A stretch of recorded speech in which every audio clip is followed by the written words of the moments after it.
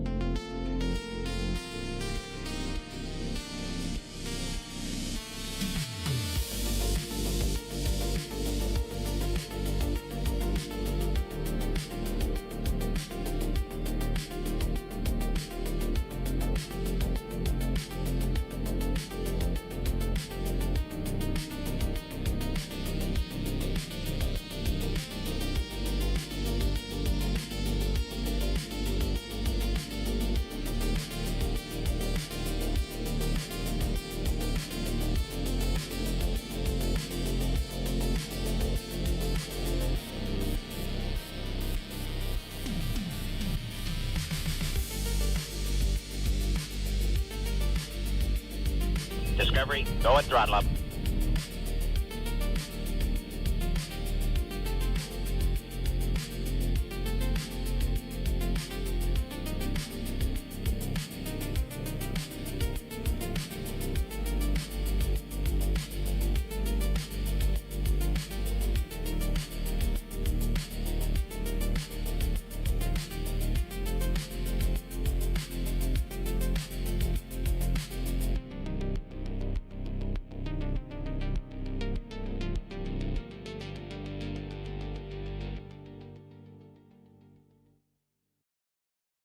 All right. It's very rare going to catch me streaming on a Sunday, but today warrants it because we potentially have the ESCAPADE mission on Blue Origin's New Glenn rocket launching here in just over an hour from now. What's going on, everybody? How you doing? Yeah.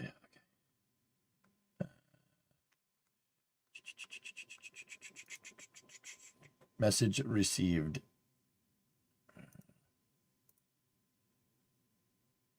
Discovery, go and throttle up. You got it, Motor. And go. Studies show that cows produce more milk when the farmer talks to them. Apparently, it's a case of in one ear and out the other.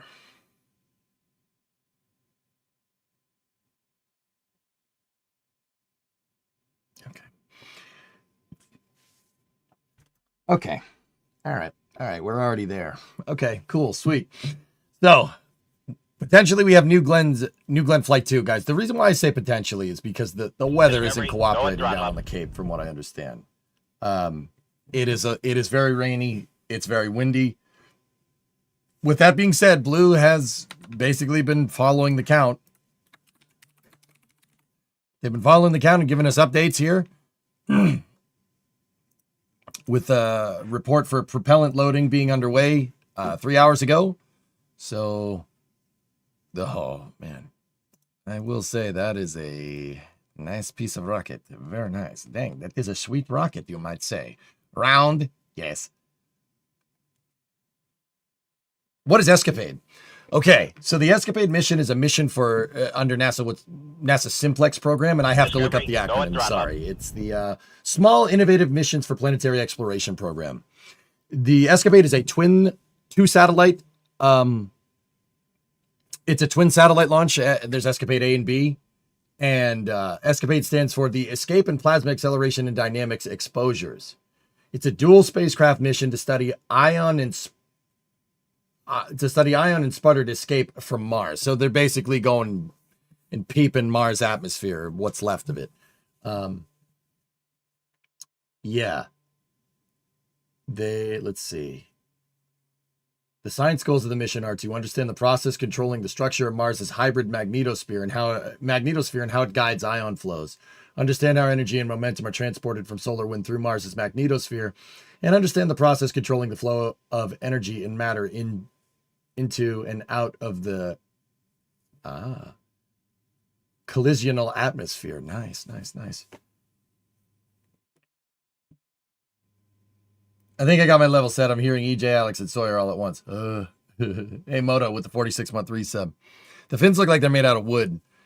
It's kind of cool, but they are. It is a proprietary thermal protection system called Comet from Blue. It's Comet. That's what it's called. Is the dress blue or black or white and gold? I saw white and gold.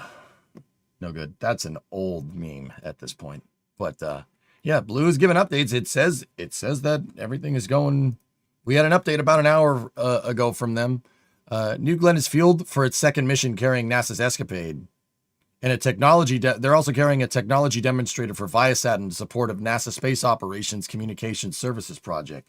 Cool. Laurel, I heard Laurel. Asia. Another old meme. All right. Oh, you guys linked the 45th Delta 45 space report. Nice.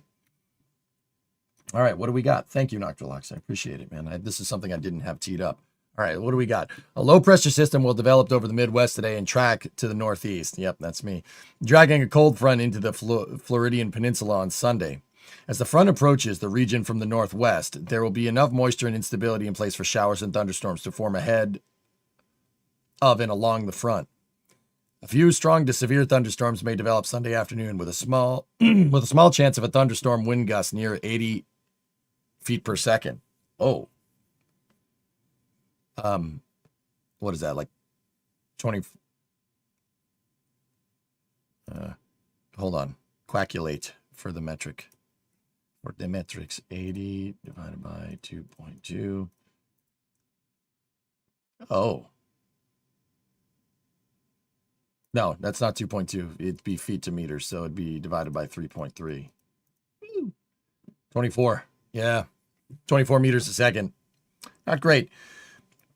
The main concerns are cumulus cloud rule, surface electric field rule, anvil cloud rule associated with these showers. So the probability of launching today is 35 to 45. With a 24-hour delay, it's 25%. Liftoff winds, cumulus cloud, basically thunderstorms. It's cold, rainy, thunderstormy. That's not good. Hey, Kelly, what's going on? Feeling any better? Take it day by day, bro. Day by day. Yeah, the odds aren't great, but I'm here. And I'm missing the Patriots game for this. Damn it.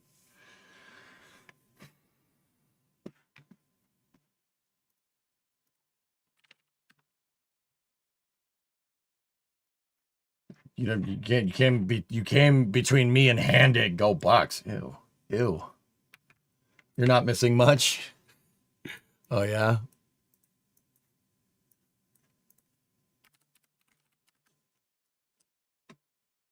Okay, she's tied up now. I'll keep the score up there. Thanks for streaming. Hope you're doing well. I'm getting better, dude. How likely do you think that it's going to be launched tomorrow? I don't think it's going to be launched till much later in the week, drummer. This cold front, the way that was described, this front ain't going anywhere.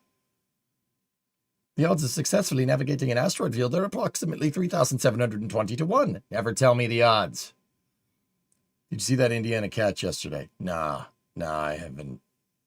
The only time I was near my computer is playing Battlefield yesterday on stream to just pop in and tell everybody that I'm still alive. So this doesn't fall under the FAA daytime rocket launch ban. I think this was grandfathered in before that happened. I don't know enough about that to really commentate on what's going on yet, though. So I really have to figure out what that all means. Oh, weather guy, you got to say, oh yeah. See, this is no good. This is no good. You see the front? So weather guy, if I'm looking at this right, our front is right. Actually, you know what? Voice me. Let's go. Voice me. You tell me what's going on, pal. Same channel that we use for Battlefield. If you have time. Mine look better. Where's yours? Oh, current radar. All right. Okay. Oh, yeah, that's caca. That's no good. Well, let's rock and roll then, dude.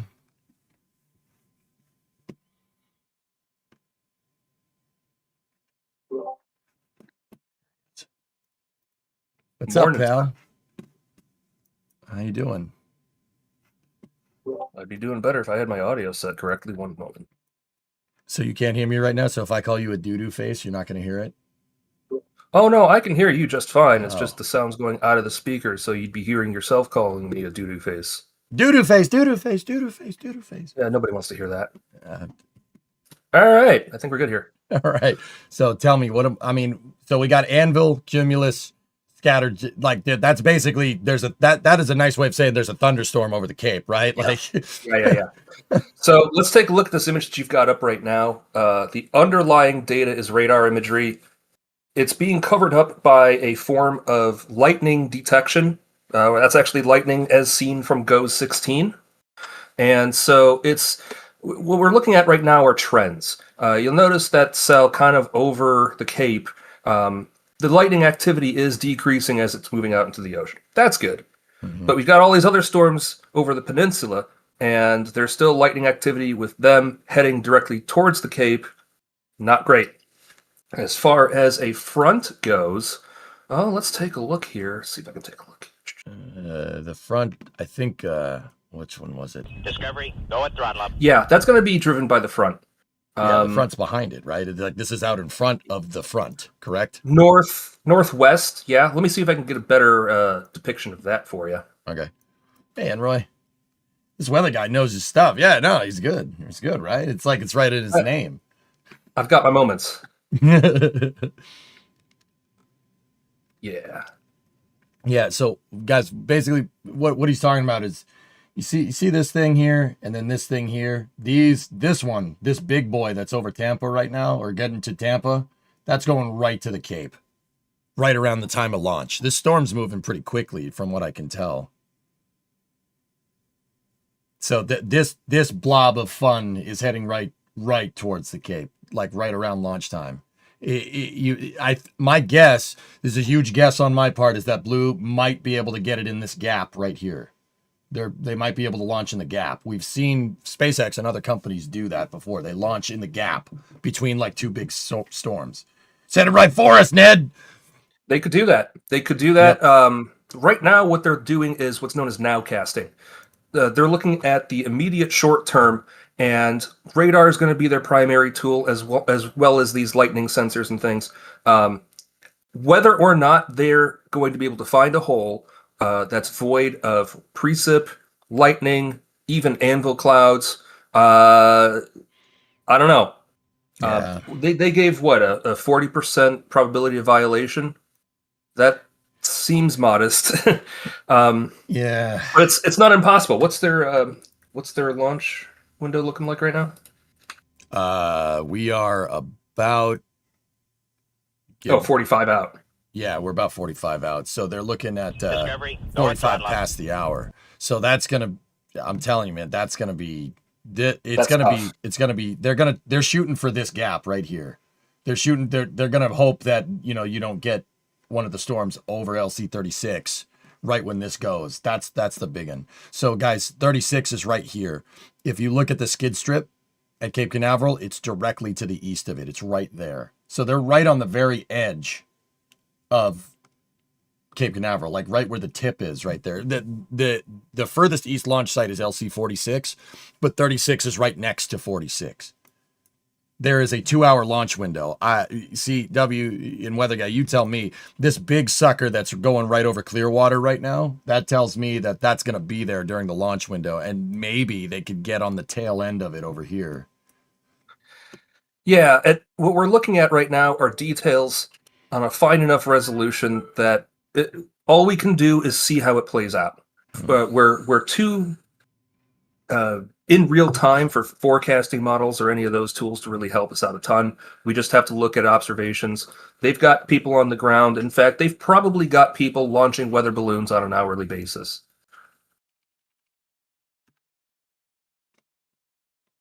So Sea Kraken is asking why there's so much static around Melbourne and Palm Bay. That's the radar. The radar is getting interpolation at close range, correct? Yeah, so that is a great question. We call those features ground clutter. What's happening is the radar beam, obviously it starts out on the ground, but the farther out you go from the radar site, you're actually looking higher up. It's angled up to some degree. The stuff really close to the radar site is low enough, and the beam itself is actually oftentimes refracted some. So it's aiming at the ground, kind of. You're getting trees, dust, grass, insects, birds, all sorts of stuff that's not hydrometeors. That's not precip, that's not rain. It's just stuff. And we can see things in that stuff. If you zoom into that storm that's kind of over the Cape, you'll notice there's a little bit of a denser line in that ground clutter, just south of the storms. And we call that a boundary. That's a gust front or an outflow boundary. And what's happening is that's a miniature cold front. And so you've got some forcing that's convergent at the surface, causing some of that air to rise. And as it's rising, it's bringing up dust, insects, debris, whatever, leaves, grass, bits of whatever, car parts. And we see that in the air as sensed by radar. And that reflects what the surface situation is. We've got a little miniature cold front. We've got air moving up from the south of that, and then the cold air that's denser coming out of that storm's coming back down to the ground, spreading out as it does, and so you're getting that convergence zone. And that can actually trigger new storm development. So this is a dynamic situation. These are the things that they're going to be looking at. So it's not just this stuff that's over Central Florida as a watch item. This sucker right here. That's all of it. Yeah, that could be. You're going to get that all the time, especially in Florida. That's the sea breeze. Yep. Yeah. And because of the way the weather is right now, we're not seeing that sea breeze move inland a whole lot. A lot of times that will be the triggering mechanism for thunderstorms. We're already kind of past that today. Mm-hmm. Cool. All right. So long story short, we're not looking the best, but thanks, weather guy. I appreciate you popping in here on short notice. Anytime, man. Okay, cool. All right. Blues cast should be up and running, so let's go. I'm going to pop in over there. Weather guy, thank you for your time. I do appreciate it. No worries. Just let me know. Cool. Please have weather guy on the streams more often. This is great. All right. Sure. 36. All right. Now, what's interesting is right now we're in the green zone, but we are tracking weather for launch at this moment in time. Right. The first, by the way, are also both fueled. A lot happening. How's booster recovery all weather? Personnel are launching. It looked clean down range, Ari, but I'm not sure. In Rocket Park, and our red team, Ariane. Our red team, that is, to be very clear, that's the team that has the task of fixing any emergent issues that might arise on the rocket during the lead up to launch process. They're located a little closer to the pad itself. They're in Hangar S on the Cape Canaveral Space Force Station there. But let's talk a little bit about Launch Complex 36 for a moment. It's a historic location, 9 miles right from where we are sitting, Ariane. Absolutely. We've said this before, we at Blue Origin, we're standing on the shoulders of giants, the scientists and engineers that have come before us in the space industry. And that includes those that helped launch 140 Atlas II and III launches that took place from LC-36. That include the Mariner, Pioneer, and Surveyor missions. And those missions sent spacecraft to explore Jupiter, Saturn, Venus, Mercury, and the surface of the moon. Now, given that incredible history, how awesome is it that our second New Glenn mission is an interplanetary mission to Mars? I forgot about Blues casting. I forgot. Satellites are headed all the way to Mars, and they're going to investigate how the planet's weather changes over time. Yeah, it's just so incredible, and we are so grateful for NASA for entrusting us with their payload today. They have been just amazing partners all the way through. Absolutely. Tabitha, we talk. So let me talk about what they're talking about. So New Glenn's launch complex is on. They call it Launch Complex 36. Once upon a time, Launch Complex 36 was Space Launch Complex 36. It was a twin pad launch complex. Okay, it was used to launch Atlas Centaur and Atlas II and Atlas III down the road. There was Atlas IIAS, Atlas III. Atlas III was the first Atlas rocket to use a Russian RD-180. That was about 20 years ago. And it was a twin pad launch complex. Where New Glenn stands right now is closer to the former Space Launch Complex 36B. 36A is basically where this camera is.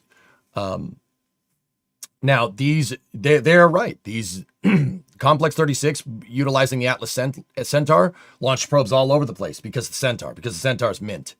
Centaur is amazing.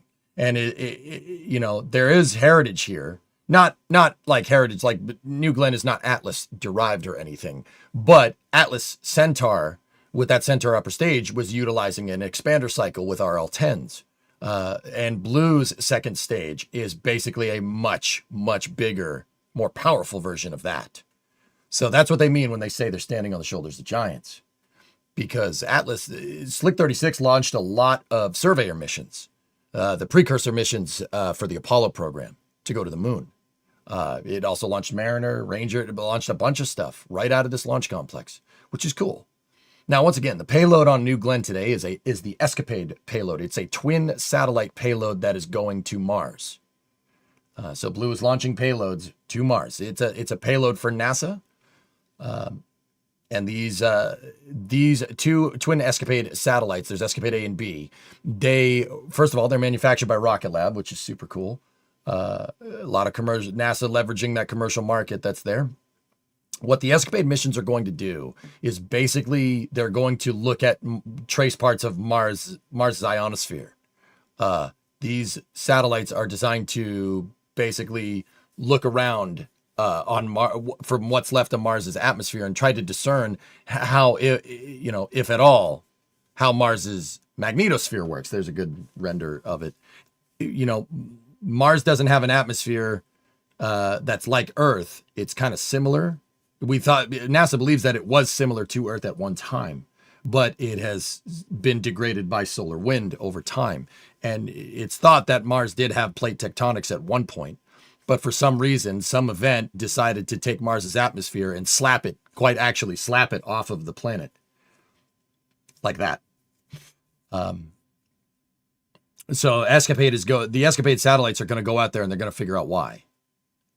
They're going to figure out, what's left of it and try to figure out why Mars got stripped of its atmosphere. Because it's no secret, if you look at a map of Mars, that you could see that Mars had rivers and oceans and stuff at some point.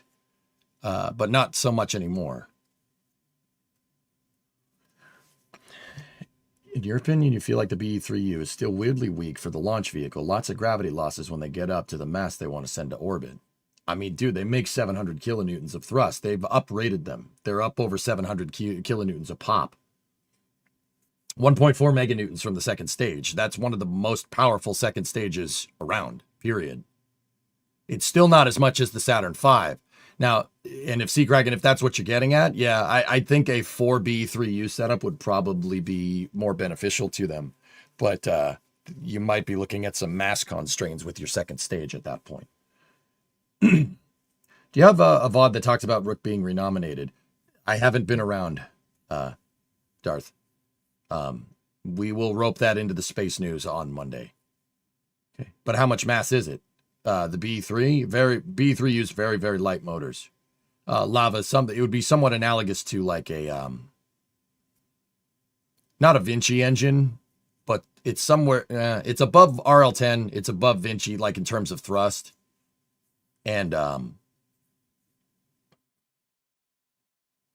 yeah, it is pretty dang light for what it is, from what I can tell. I mean, you're only going to be able to go so light when you have a dual expander cycle.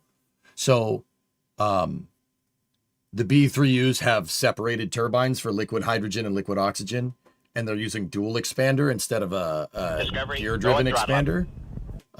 So those engines are going to be a little bit more heavy, but are a little bit higher mass. They're going to have what's in rocket science is called the lower thrust to weight ratio.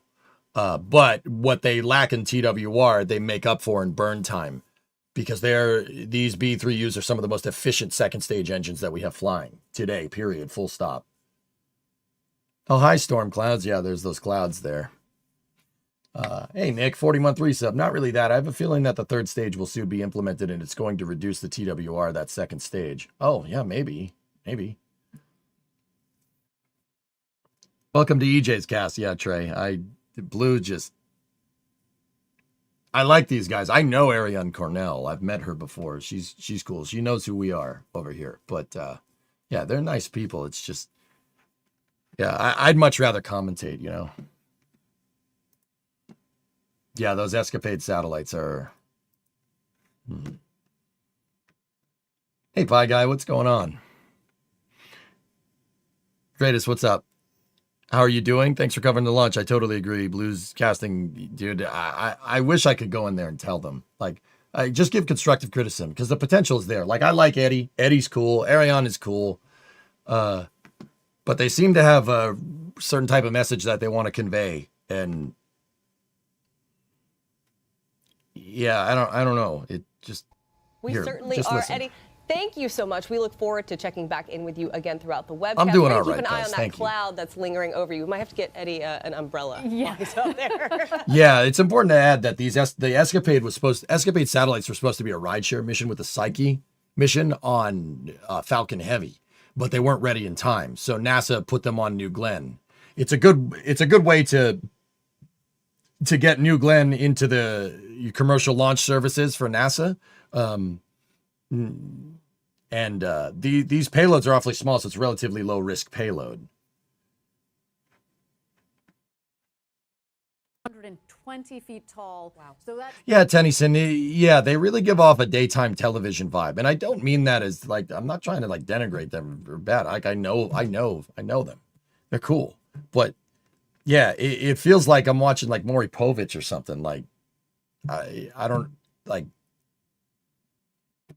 I mean, and I love the hardware. I love New Glenn. This thing's awesome. I'm really happy that this thing is going to try that. They're teed up for their second launch. I've been pretty critical of them. They need to get this launch cadence up if we're going to get back to the moon.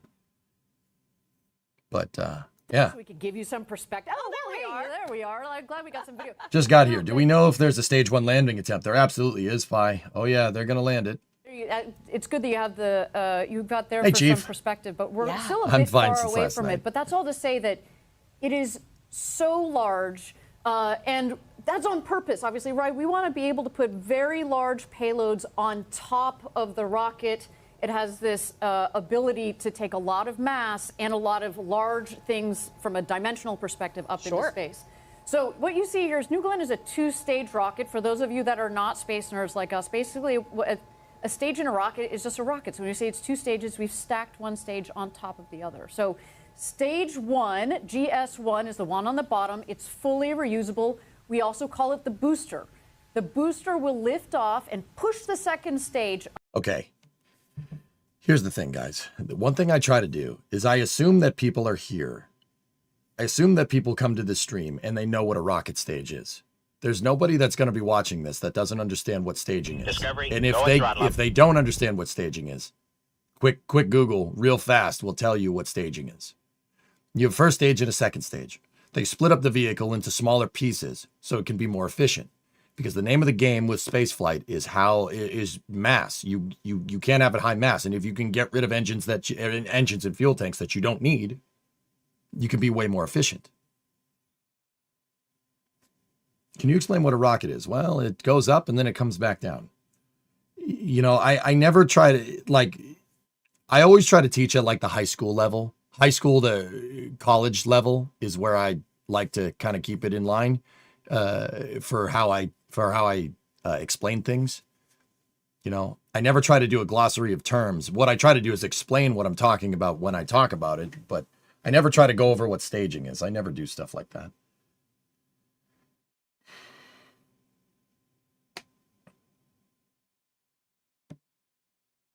Please mute this.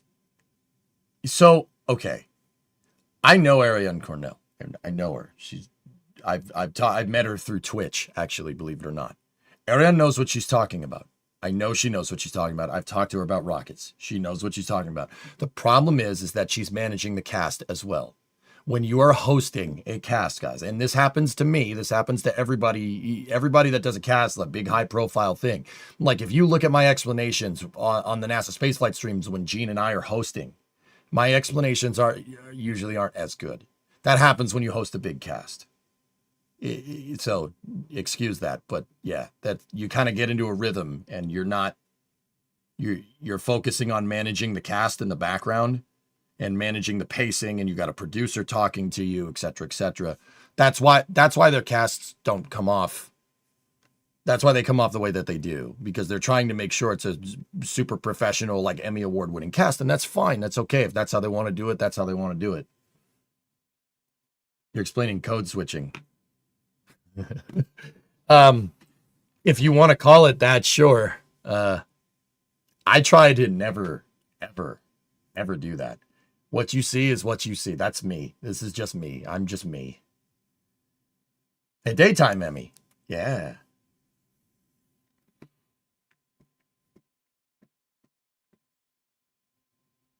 You have to dumb it down for the general public. No, you don't, JW. No, you don't. I have 15 years experience in this. You don't. You don't have to. Look, man, people come to a rocket. Like, that's the thing. Rocket launches are very niche. They're a very niche thing. Not everybody likes this stuff. the people that do come to watch your cast, right, are the people that understand this stuff, the people that are into it, right? They understand what staging is. You don't need to explain what staging is. Oh, there's a shot of the B-3Us inside of the second stage. Or inside of the first stage, inner stage. That's the shot of the second stage engines. That's the top of New Glenn's fuel tank. Looking so youthful. I'm shocked the Bruins jersey is not behind you like the old times. Yeah, Sam, I know. I still have that jersey, dude. It's down in the house. It's in my closet. Where's your voice? Were you screaming at the Patriots because we're one field goal behind? No. I've been out and about all over the place, dude. Yeah, your boy's tired. These last 2 weeks were a challenge, so to speak. But I don't want to talk about that. We're here to talk about Rockets, man. Hey, Jim Boy, what's up, man? So yeah, I mean, like, once again, Blue, I understand what Blue's trying to do. They're trying to introduce Rockets to younger people. But the problem is if younger people are really like this is, when I was younger, even like 10, 11, 12, I didn't want somebody to explain this to me. I wanted to understand what the adults understood. And that's the thing about rocket science, guys. That's something that I always try to explain. Like, the kids that want to do this stuff, the kids that are into this stuff, you know, when you're 13, 14, 15 and you're into something, you want to know everything about it, right? So the people that are here, the kids that are here that can rationalize what staging is, right? Like a 5-year-old doesn't understand what staging is. They're 5. A 3-year-old is going to be like, you know, yeah, it goes up and fire comes out. That's cool, right? You know, the people that are going to understand what staging is they already know what it is. The people that are watching this, that's always been my modus operandi. That's why I never explain what staging is. I just say what the Rocket's doing, and it's kind of self-explanatory. You know.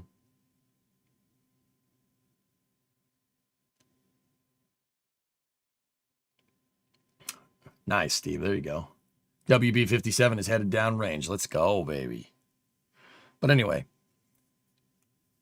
we're about 26 minutes out here. Let's see what happens, guys. The rocket is fully fueled. She's ready to go. Payload's ready to go. Everybody's ready to go. It's just, see those clouds that look like anvils behind it? Those aren't great. You do not want to launch into that. There's shots of Jacqueline.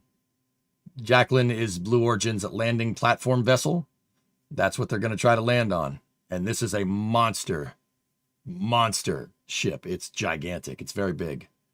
Here, I actually want to listen to this. Hold on. And actually, that feather is a center point. Look at it, dude. Look at the people walking around on this thing. 4 She's a days beast. Before launch, we check all our equipment, and we ensure that everything is working, everything is fully functional. We transit for 300 to 400 miles, depending on how far the landing location is. And once we get there... What's the difference between Super Heavy and New Glenn's first stage? New Glenn's first stage is just a little bit smaller and a little bit... it's a little bit smaller diameter and just a little bit shorter, but it's almost as big.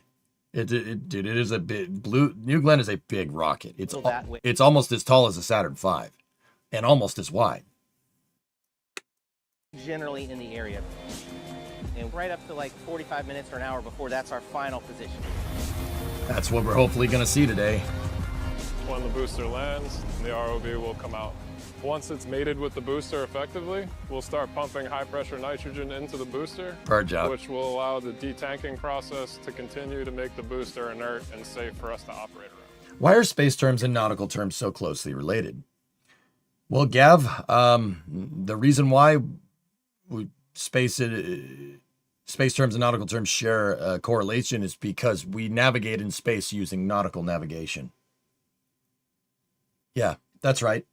Spacecraft velocity, if you want to be very technical, not meters a second, not feet per second. Knots would be the correct unit of measurement. That's right. Yeah, I know. The reason why is because some of the orbital mechanics around orbiting celestial bodies, like the argument of perigee, time of perigee passage, right angle of ascending node, those utilize the geocentric equatorial coordinate system. So that uses longitude and latitude. So technically knots would be the right unit of measurement for velocity for a spacecraft. Now, The other thing is that how we navigate around in space, we use the stars. Just because you're 270 miles that way or about 400 kilometers that way doesn't mean that the night sky is going to be any different. Every spacecraft that flies nowadays has a star tracker on it that's looking at the constellations. And you can navigate and you can figure out your referential position based off of how the sky looks, just like you can on a ship. Same exact idea, dude. That's why the terms are borrowed. Spacecraft and, seafaring vessels share a kinship for those reasons.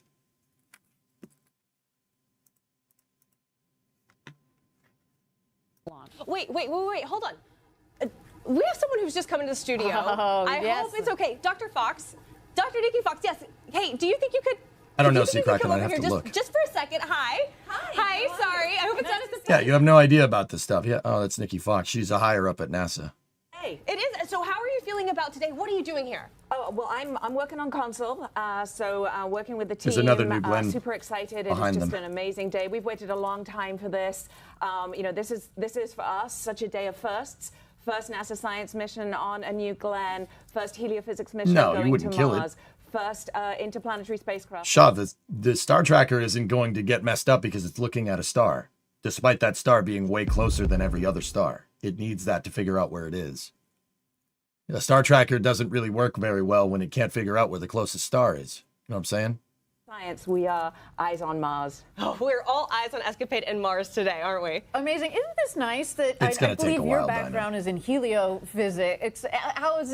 How do you feel about going to Mars? I think so, We're mixing it up in the solar system for you. Well, I will tell you, for don't heliophysics, know. the moment you leave the Earth's atmosphere, you're traveling in my neighborhood. That's fair. Right? Touche. Heliophysics goes all the way from the That's right, center of the DSO. sun to the very outer edge of our solar system. So I actually was one of the, I got to select this mission, so could not be more excited to be here with my amazing heliophysics team getting ready to launch this mission. And especially given They don't do this very really often. the advanced They space should, has though. made this extraordinary trajectory Right, that yes. two Yes. spacecraft are going to fly around L2, but also For again the in first your time neighborhood. ever. First time ever, and it actually unlocks a lot of possibilities for us thinking about Mars going forward, because now maybe we're not stuck with these Mars launch windows. Exactly. Right. So Yeah. it's such a fantastic day. Cool. And Yeah. really briefly, can you explain that for our viewers? Because what we're doing is we're kind of doing it in the middle period where we normally wouldn't send something to Mars, but We we're going to normally sit it and wouldn't. let it wait. So explain that. We are. So we don't have to wait another basically 13 months for Mars to get exactly in the right place and then launch. We are launching the mission. It's going to basically hang out and then wait for Mars to come into the right location and then accelerate full speed ahead to Mars. Also, so that's it's why just clocks a really are important, great, like for yet ships. another mission of firsts. Yeah. So many Well, great- forlorn with ships. Okay. All right. You guys know GPS, right? Global Positioning System. The Global Positioning System was originally made by the U.S. Navy. It was called the NavStar program. The NavStar program was basically a way so the Navy could figure out where all of its ships at sea were all at once. GPS relies on timing. So clocks, yes, forlorn, it relies on timing. GPS has to deal with what's called time dilation. Time dilation has to do with the difference in gravitational pull on the surface of Earth, versus where the geostation or the global positioning satellites are in a medium Earth orbit. They have a half-day orbital period, so it's a 12-hour orbital period. So they're outside the gravel. They're about 12,000 miles that way. They rely on timing, and you have to account the differential relativity here in gravitational pull to understand this. And that's why timing with GPS for ship navigation is so important. Now, that doesn't necessarily have to do with like clocks on ships, but it's important for stuff to stay on time for GPS tracking, and that's a very, very quintessential piece of nautical navigation. That doesn't necessarily have to do with spaceships, even though spacecraft nowadays do carry GPS transponders. They do. But spacecraft I find nowadays are carrying more. They have global positioning satellite. They have star trackers. They have relative navigation sensors. They have all kinds of stuff. The more ways to track, the better, right? Oh, they pushed. That was 20 minutes a second ago. They pushed further into window. So, guys, today's launch window is about 2 hours long. So the top of the window starts in about 20 minutes, and the window goes for about 2 hours. Clocks on ships are really important for navigation before GPS. Exactly. Yeah. Mm-hmm. So Mark 1 is our Pathfinder. It's Stop using a lot swearing of in the same Dutch. technologies. It's a hydrogen-oxygen lunar lander, and we are aiming it for the moon this spring, and it's going to prove out a lot of the technologies we need to get the crewed lander. Tabitha, Ariane, I'm excited to return to the moon, this time to stay. What else can we answer here? I love it. Eddie, I mean, you saw in the video, we had some B-roll playing back there. You can see with the cars for scale. At the massive building, can you talk a little bit about why it's so big? I mean, our lunar landers, you know, are not necessarily going to be that big. Why does the building need to be that big? What are they launching today?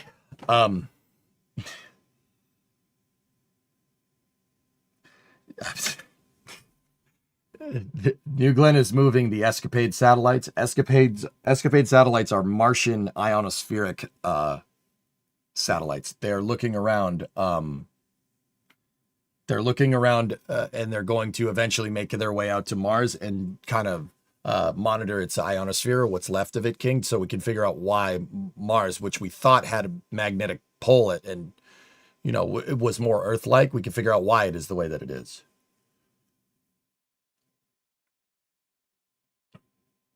Why have Blue Origin and Rocket Lab been so reluctant about mentioning each other in posts? Go at throttle up. I don't know. Probably some corpo nonsense.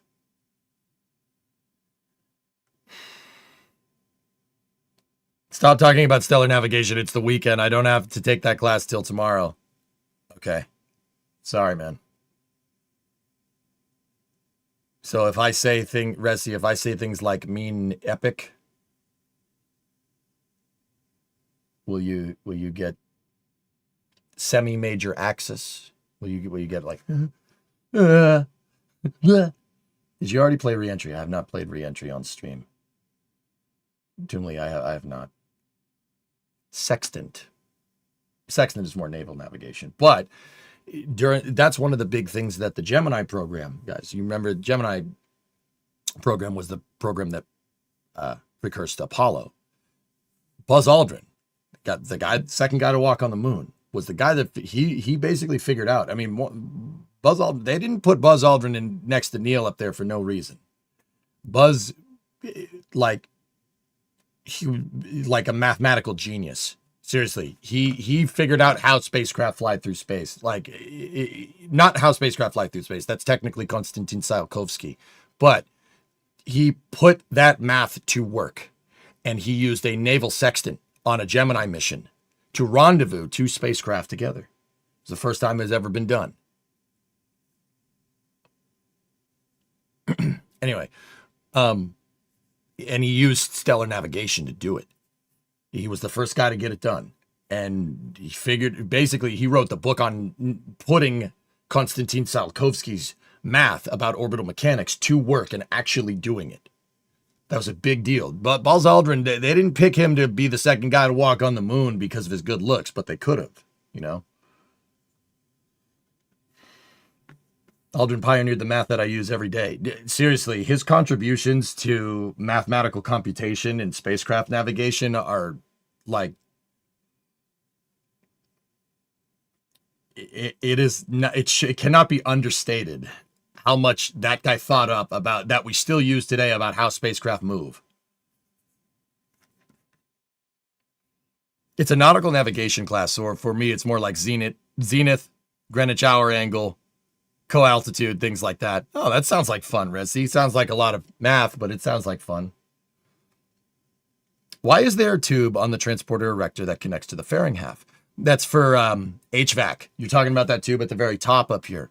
That is to keep the payloads cool. You got to remember, those payloads are not designed to work down here. ESCAPADE is not designed, they're not designed to work down here. They're designed to work up in space. So you got to keep them conditioned. The fairing has to be in a clean room environment. So two things. That thing is your HVAC systems for keeping the temperature and humidity down inside of that fairing. I don't know if you know Florida, it gets pretty humid down there. And the fairing could basically turn into an oven if you're not careful. Second thing, that HVAC system is maintaining a positive pressure inside of the fairing. So because it's pumping air into the fairing, it's it's pressurizing it, not really like too high. Basically, it's causing a draft inside of the fairing, and the fairing vent lines, the fairing vent caps down here are basically pushing out air.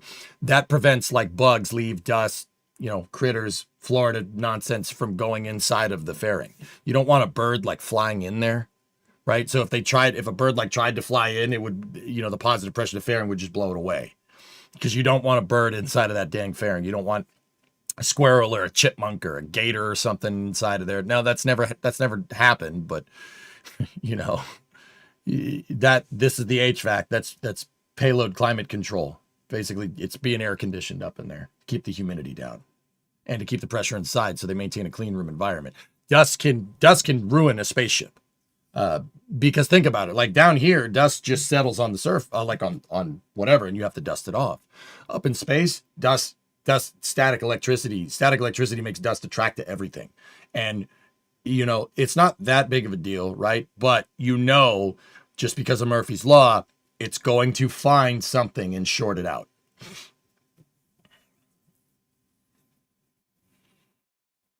So that's why it's important to maintain positive pressure. Now, the cool thing is, New Glenn, is that the inner stage is also pressurized. It's pressurized and purged.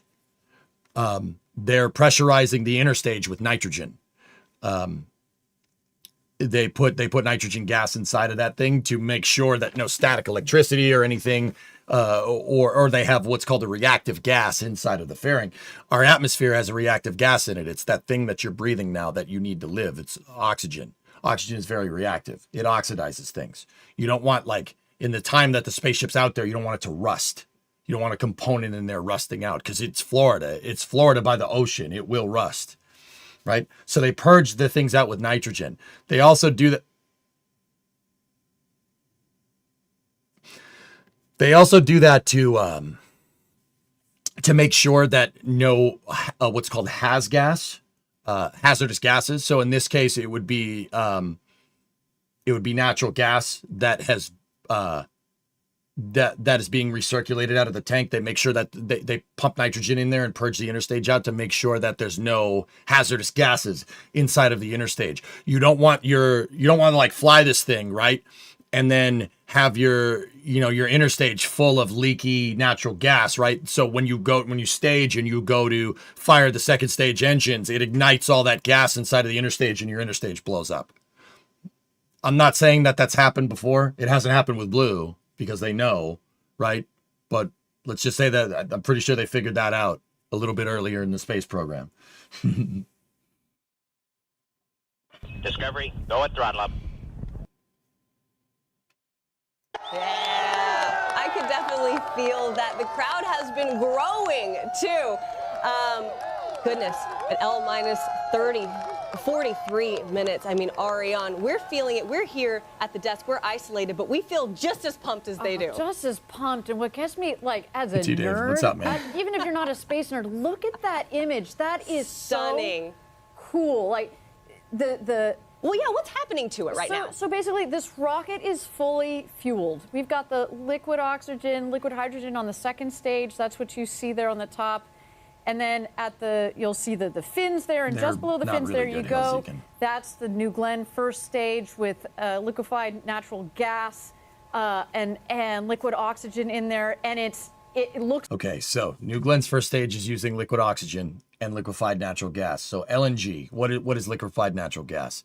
It's mostly methane. But what differentiates something like Starship that's using pure liquid methane with something like New Glenn that's using liquefied natural gas, especially if LNG is mostly methane? Well, depending on what application here, LNG is a cocktail of methane, propane, and butane. Okay? That's why it's called LNG and not methane. What the heck is going on with their logo up there? Their logo is just glitching out hard, man. What the heck? See, there it goes again. Anyway, that's why it's using LNG, liquefied natural gas. But see, that's what I mean about, if you have a boil off line that goes to this purge flame, because that's what it has. You have a vent line up here that goes back into the transporter erector and out to a circulation candle, like what's behind the closed caption there. You do not want propane butane or methane pooling inside of the interstage. It will find something to combine with and it will explode. That's why they purged out the interstage, and that's part of the reason why the fairing has the purging systems on it as well. Oh, there's a shot up the business end.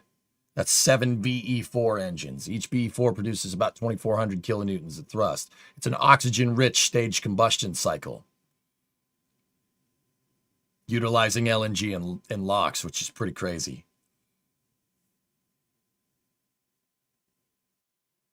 I would do the Hank Hill voice, guys. I don't think I got it in me. My voice is toast. Well, oxygen-rich, Silver. It's closed cycle by default. I mean, you could have an open cycle oxygen-rich stage combustion, but you're just throwing efficiency out the overboard, quite actually. What are the tiny vents on each nozzle? Those are bleed valves, Tech. The bleed valves make sure that the engines are primed and they're at operating temperature. Rocket engines, despite being superbly freaking hot, I don't know if you guys noticed the huge fireball that comes out the bottom of those things. What the hell is that logo doing up there? The huge fireball that comes out of the bottom of these things, a little warm. But believe it or not, the fuel pumps are moving extremely cold propellants, right? Liquefied natural gas, in order to exist as a liquid, needs to be really cold. Same with liquid oxygen.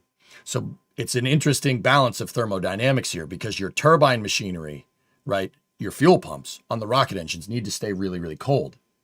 But the engine is super freaking hot. It's a really big... now, a lot of rockets deal with this in a couple of different ways.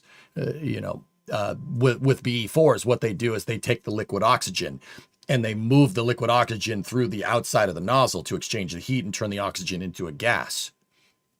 Then they take that gaseous oxygen and shoot it into a stream of liquefied natural gas, and that's what makes the BE4 do its thing. But those bleed valves need to be there to cool down the turbine machinery to make all that happen. So it's doing two things, right? You're getting the engines to operating temperature, right? And you're priming them. You don't ever want to dry fire a rocket engine. That would be like dry firing a rocket engine would be like operating a car engine, an internal combustion engine with no oil. It'll probably work for a second, and then it won't. It'll very quickly not work, because just like a car engine with oil, a little bit about cars here. Sorry, it's me. I'm going to make it about cars. I'm sorry. I don't know what you want. With an internal combustion engine, some of that oil takes the heat. It takes the heat out of the parts. Rocket fuels do that as well. I just told you the liquid oxygen takes the heat out of the rocket engine. If you tried to dry fire this thing and you got an improper mixture going into the engine, not only will it dry fire and not take the heat out of it, it'll probably explode because you'll probably get cavitation in the lines. Now, once again, I wouldn't wish any of this on Blue. I don't want anything to happen. They are bleeding their engines, so the engines will work, right, if we do see a launch today. 2-cycle oil, that stuff. No, article, that's really funny, using the fuel as a lubricant. That's what Raptor does. Yep. Hydrostatic bearings on Raptor turbo pumps. Believe it or not, the BE4 does the same thing. The BE4 does that. It does the same thing. BE4 and Raptor are actually part of the same lineage of engines. They both are derived from the Air Force Research Laboratory's Integrated Powerhead Demo, or the IPD for short. The Integrated Powerhead Demo was a Air Force Research Laboratory study to do exactly as I said, to give a turbo pump hydrostatic bearing, basically where your entire turbine mechanism, so the fuel pump is submerged in rocket fuel and rocket oxidizer, depending on what motor it is. So the Powerhead demo does that, and it did that. It was the first one to test a hydrostatic bearing for a turbo pump. Now, what are the benefits of this? Well, the benefits are that, any heat that happens in this, the fuel can just tank it, no problem. The big benefit of this is that if you have the thing submerged, provided you have your head pressure and your feed pressure into your LOX and liquid fuel impeller inlets are adequate, you can basically spin the turbine, the whole turbine and the whole turbo pump or power head or whatever it is. It depends on the rocket engine. You could spin it extremely fast. That's part of the reason why, I don't mean to talk about Raptor during a Blue Origin launch, but that's part of the reason why Raptor can maintain a 300 bar chamber pressure, because the liquid oxygen and liquid methane power heads are able to spin like it's, I don't know what the actual number is, guys. It's north of 60,000 RPM. And the BE4 utilizes something very similar. That's how they can get so much power out of such a small package. I'm still watching the radar. New storms over the Cape, but new storms over the Cape now, but I could see a window in the next 30 to 60 minutes. The day ain't over. Yeah, weather guy, they're going to target those gaps like I think what we were talking about. Did you see Elon's response to Jeff's post of Newlands? No, what happened here? Discovery, go at throttle up. New T0 is set for 3:18 p.m. Eastern Time.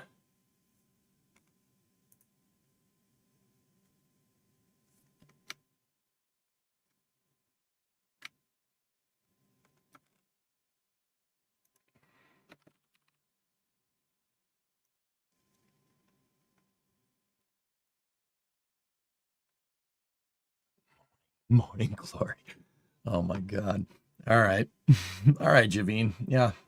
Okay. Okay. I'm not showing that on stream, but all right. Thoughts on if we will see a magnetic bearing on a rocket engine anytime soon? You know, I don't know enough about magnetic bearings, turbine, to really say one way or the other. Hydrostatic is a really big deal. Hydrostatic bearings. Oh, look at that shot on the far right. That is a picture inside of the payload fairing with the payload attachment fitting in the 2 ESCAPADE satellites on either side.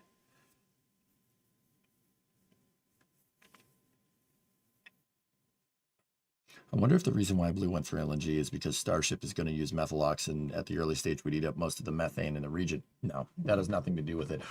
You got to remember, Sea Kraken, liquefied natural gas is mostly methane. It varies. LNG can be it's a couple of different, formulations, right? But either way, I don't believe that liquefied natural gas goes below like 70 to 80% methane. It's that final 10 to 20% that's mixed with propane and butane, depending on the application. Is this the mission with a tiny payload and a giant fairing? Yes. Hey, Nazlik, I'm fine. Hibbit, what's going on? Hey, it's 21 to 10. All right, let's go. Let's go, dude. Okay. Still plenty of time left in that game. I'm pissed that I'm missing it, though. Blue just uses pure methane. They have said it themselves. Well, Red Sea, why do they keep calling it LNG then?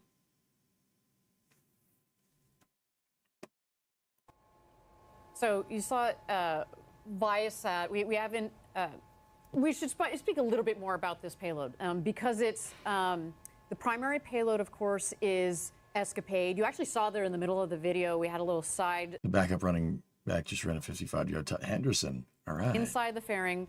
Live, ready for their launch to space today.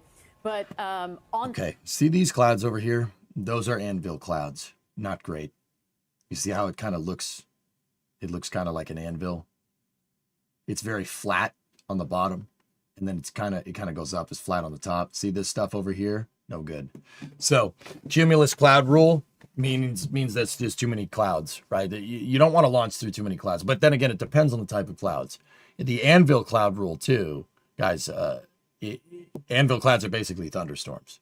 Now, there's another one called the surface electric field rule. Part of your insulation is delaminating inside of the fairing.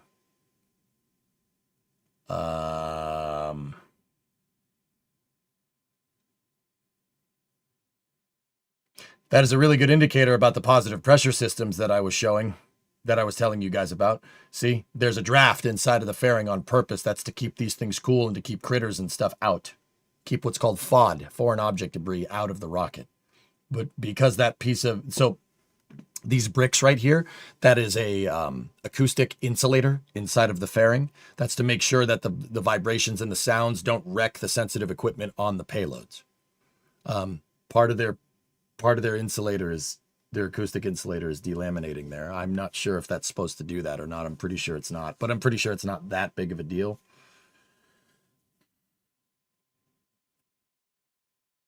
You had Stevenson on your fantasy team. I'm sorry.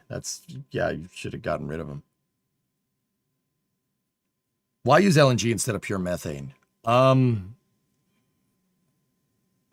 Think of it kind of like octane with fuel. It really depends on the performance of the engine, Trey. That's really important. Blue makes it a thing to say it's liquefied natural gas. I don't think they're using pure methane. They make it a thing to say it's LNG. LNG is not pure methane. LNG is a mix of methane, propane, and butane, which is primarily methane. But now, Trey, why? Why would you put propane and butane in there? Thermal. That propane. If you mix propane and butane in with your liquid methane, you can use that propane and butane as a heat sink for your fuel. Depends on the application, though, right? Like if you're using a full flow stage combustion, right? You know, you could use propane with that. You could use butane in mixed with your methane. You know, but it really depends on the application. It's like octane of fuel. Like different octanes are used for different engines with different combustion or compression ratios. If you have a higher compression ratio in the engine, you need a fuel that's more resistant to detonation. Now, I'll be honest, I can't speak to the specifics of why you'd use propane, butane, methane, LNG versus straight methane. I'm not 100% sure. I'd have to go read. I know it's an application for the engine. It could be for cooling. It could be for lack of cavitation. That's also could be a thing. The propane and the butane could help keep the methane kind of contiguous. That it could help. I mean, I'm not a chemist, guys, so the way I worded that probably made some chemists go.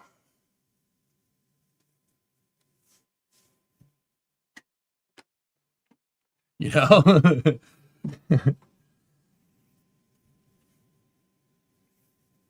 So it really depends on the application of the engine. And that's why they say LNG. They don't say liquid methane. Does Starship and Blue use similar fuels? Starship uses straight liquid methane. The straight liquid methane is easier to manage when you're doing a full flow stage combustion cycle. But with Blue's doing an oxygen-rich stage combustion cycle, you can afford to kind of tweak around with the propellants. Now, you know, it's kind of funny. You know, I could say you could tweak around with the propellants with the BE4. The reason why you could do that is the BE4 is not as complicated as a Raptor engine, right? Raptor's a full flow stage combustion. BE4 is, I got some flames coming off my head. The BE4 is a oxygen-rich stage combustion. Discovery, now, it's really funny to me that I'm sitting here saying that an oxygen-rich stage combustion cycle engine is not as complicated as a full flow stage combustion cycle. You got to remember, this is relative. Everything is relative. Anything to do with rockets is difficult. Anything is difficult. It's amazing that I'm sitting here making an analogy about a liquefied natural gas full flow stage, or not a full flow, oxygen rich stage combustion, saying that, oh yeah, that's not even the most complicated rocket engine we have. Because for the longest time it was. That was like top shelf tech, you know. But nowadays, you know, we got just full flow stage combustion cycle engines popping up all over the place. Well, duh, it's rocket science. Yeah. Hey, Twitchy Chippy, 8-month free sub. Thank you very much. Dead's come at a 39-monther in there too. What's up, buddy? Don't let TF hear that. Sorry.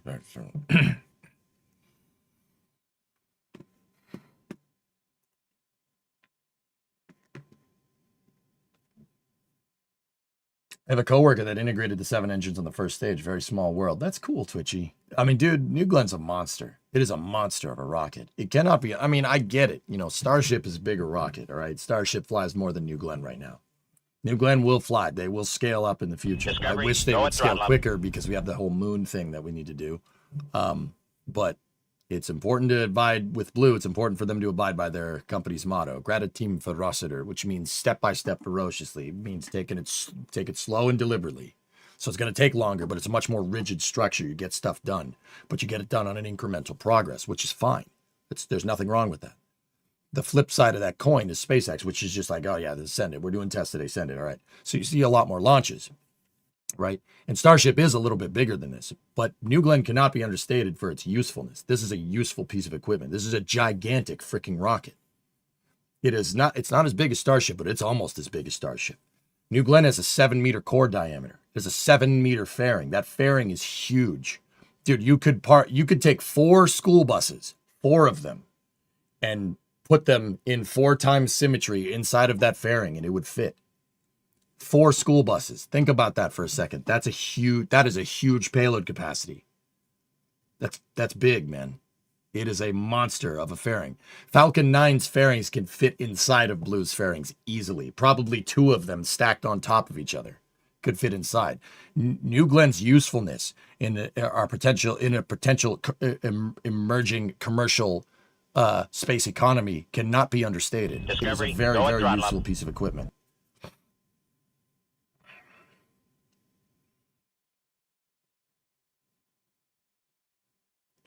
Weird to think that if they do land this, it will only be the 2nd largest reusable first stage.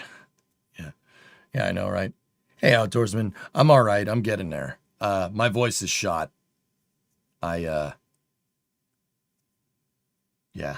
been spending time in a hospital. I don't want to talk about it, homie. How's the count going? Well, we got to about 20 minutes of the opening of the window and they delayed it. They're targeting 3:18 p.m. Eastern Standard Time, which is about 25 minutes away. Excuse me. Ah, man, thank you so much for streaming. No problem, Twitchy.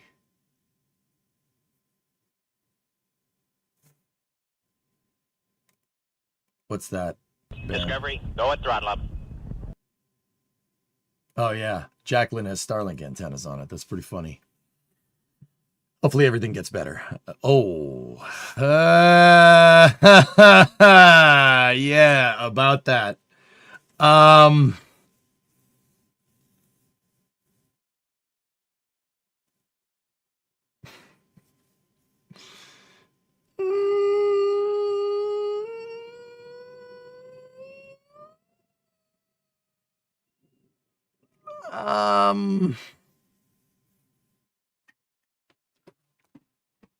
Hey, it's Florida. Wait 20 minutes and the weather will change.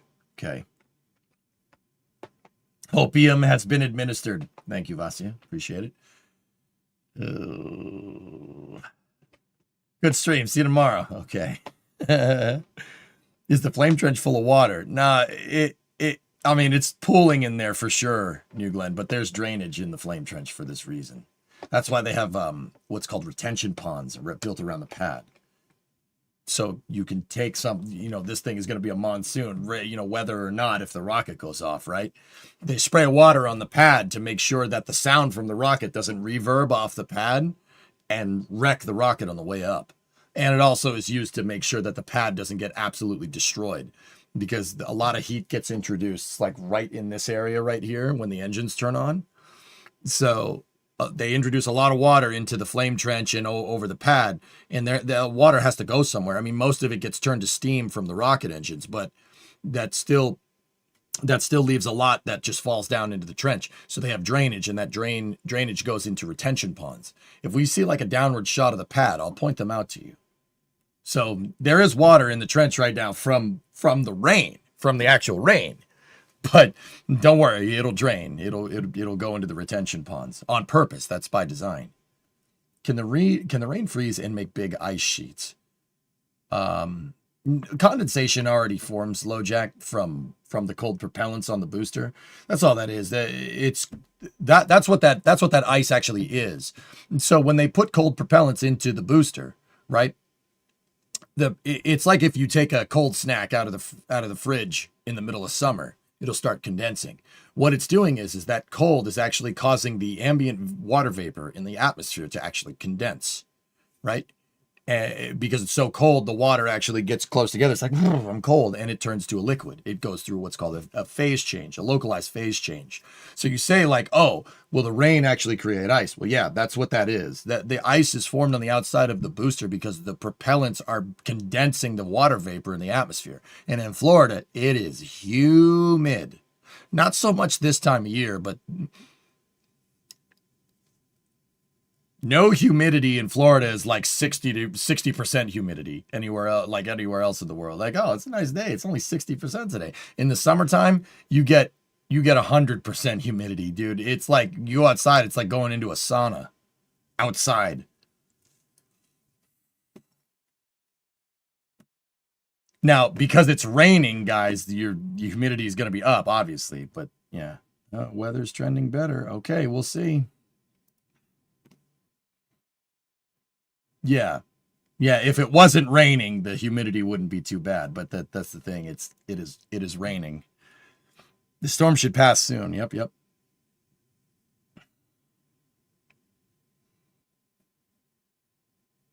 I feel like they're a bit above 100% humidity right now. There's clearly water that the air can't hold. Yes. What I was telling about is like relatively this time of year, it gets less humid in Florida. Clearly, you guys are right. Clearly not right now. No, you're at 100% right now. Yeah, no, you're absolutely right. The retention pond that I was telling you guys about is on the other side of this tower. You can just kind of see it right there. You sure that's rain? I hope it's rain, Liz.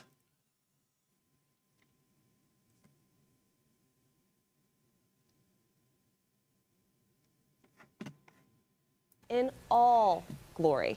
And so I want to talk about how cool it was for us to go and see this engineering marvel. Let's check it out. Okay, so walk me through kind of the different components of this rocket. Okay, so on the most very basic level, we've got GS1, and then stacked on top of it, GS2. It's basically like stacking a rocket on top of a rocket, right? So let's maybe start with the GS1 because it's doing a lot of the work today, right? And we want to land this booster as well. At the top, we call the forward section, you'll see kind of a gold section up there at the top where the 4 fins are. Right. Those fins, they move back and forth, right? So they help with directional capability on the rocket.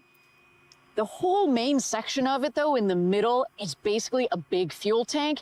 And then you get to the aft, the bottom section there, that has the landing gear you see in each of the doors, but it also has the 7 BE4 engines that are in the base. Right.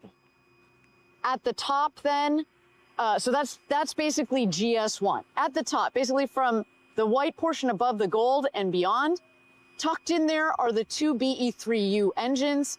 The part with the feather, again, that's all basically tank, liquid oxygen, liquid hydrogen for the propellants. I forgot to mention liquid oxygen and liquefied natural gas, the propellants for the first stage, so they're different propellants. And then kind of that nice, smooth top, that is the fairing. There are 2 halves of the fairing, and those will deploy off, those will fall apart once. You got to hold, guys. You have a tweet from Tori Bruno about how they use pure methane. That's very interesting, Retsy, because, they call it liquefied natural gas. Calling something LNG implies that it's not pure methane. Now, keep in mind, we could be dancing around each other here.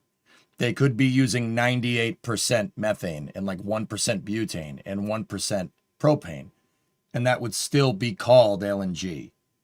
The mixture, it really depends. Nobody's going to tell you what their mixture is. It's interesting that Tori Bruno would just say methane, even though Blue is very, very adamant about saying they use liquefied natural gas, which tells me they have a little teeny weeny bit of propane and butane in there, enough to basically say it's methane, but they still call it LNG. Interestingly enough. Hey, Ensign, 100 months. What's up, dude? So we're in a hold here. This is an unplanned hold. The weather's really not cooperating down there. It is raining cats and dogs. But SpaceX uses 100% methane, correct?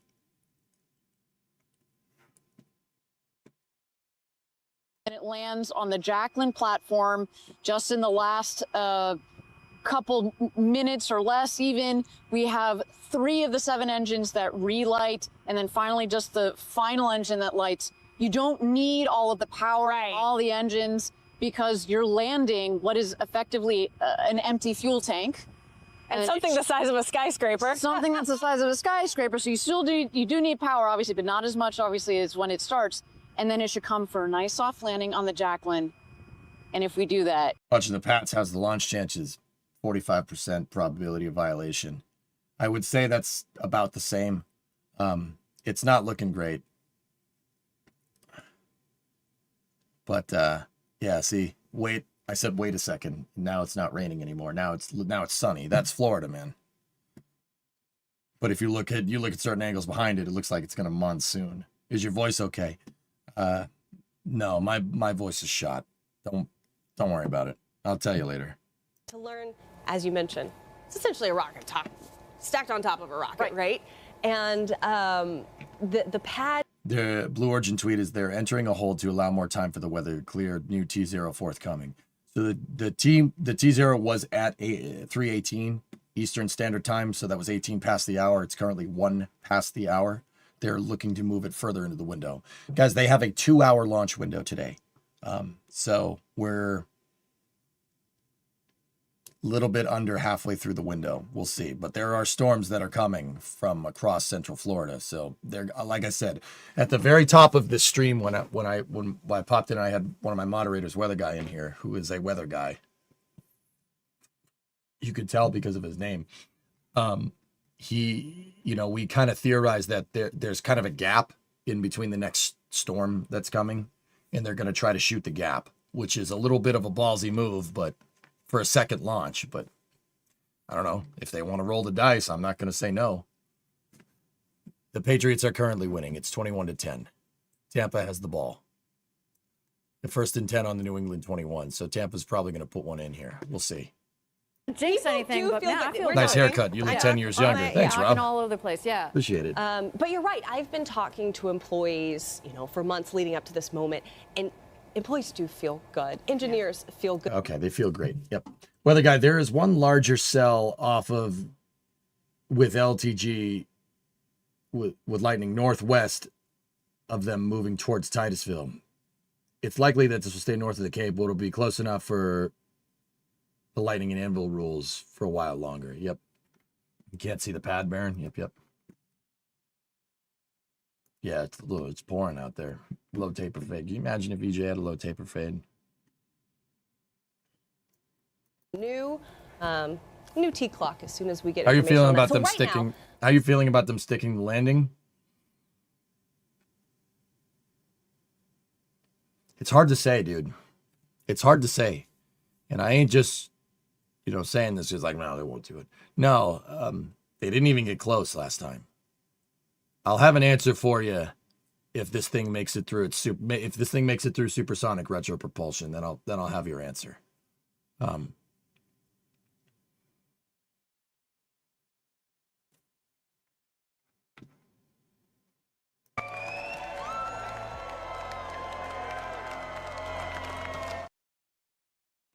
It has music in it. Can't play it.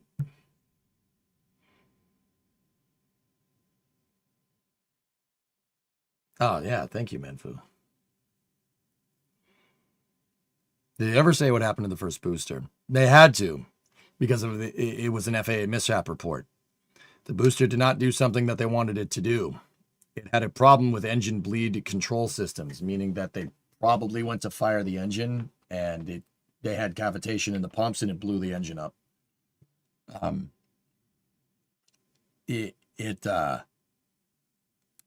Rainbow. I don't know, King. It's actually kind of impressive. How do you even fix that? I don't know. They learned something. My guess would be propellant settling, drummer. They didn't settle the propellants enough, which caused inadequate head pressure into the impellers. That would be my guess.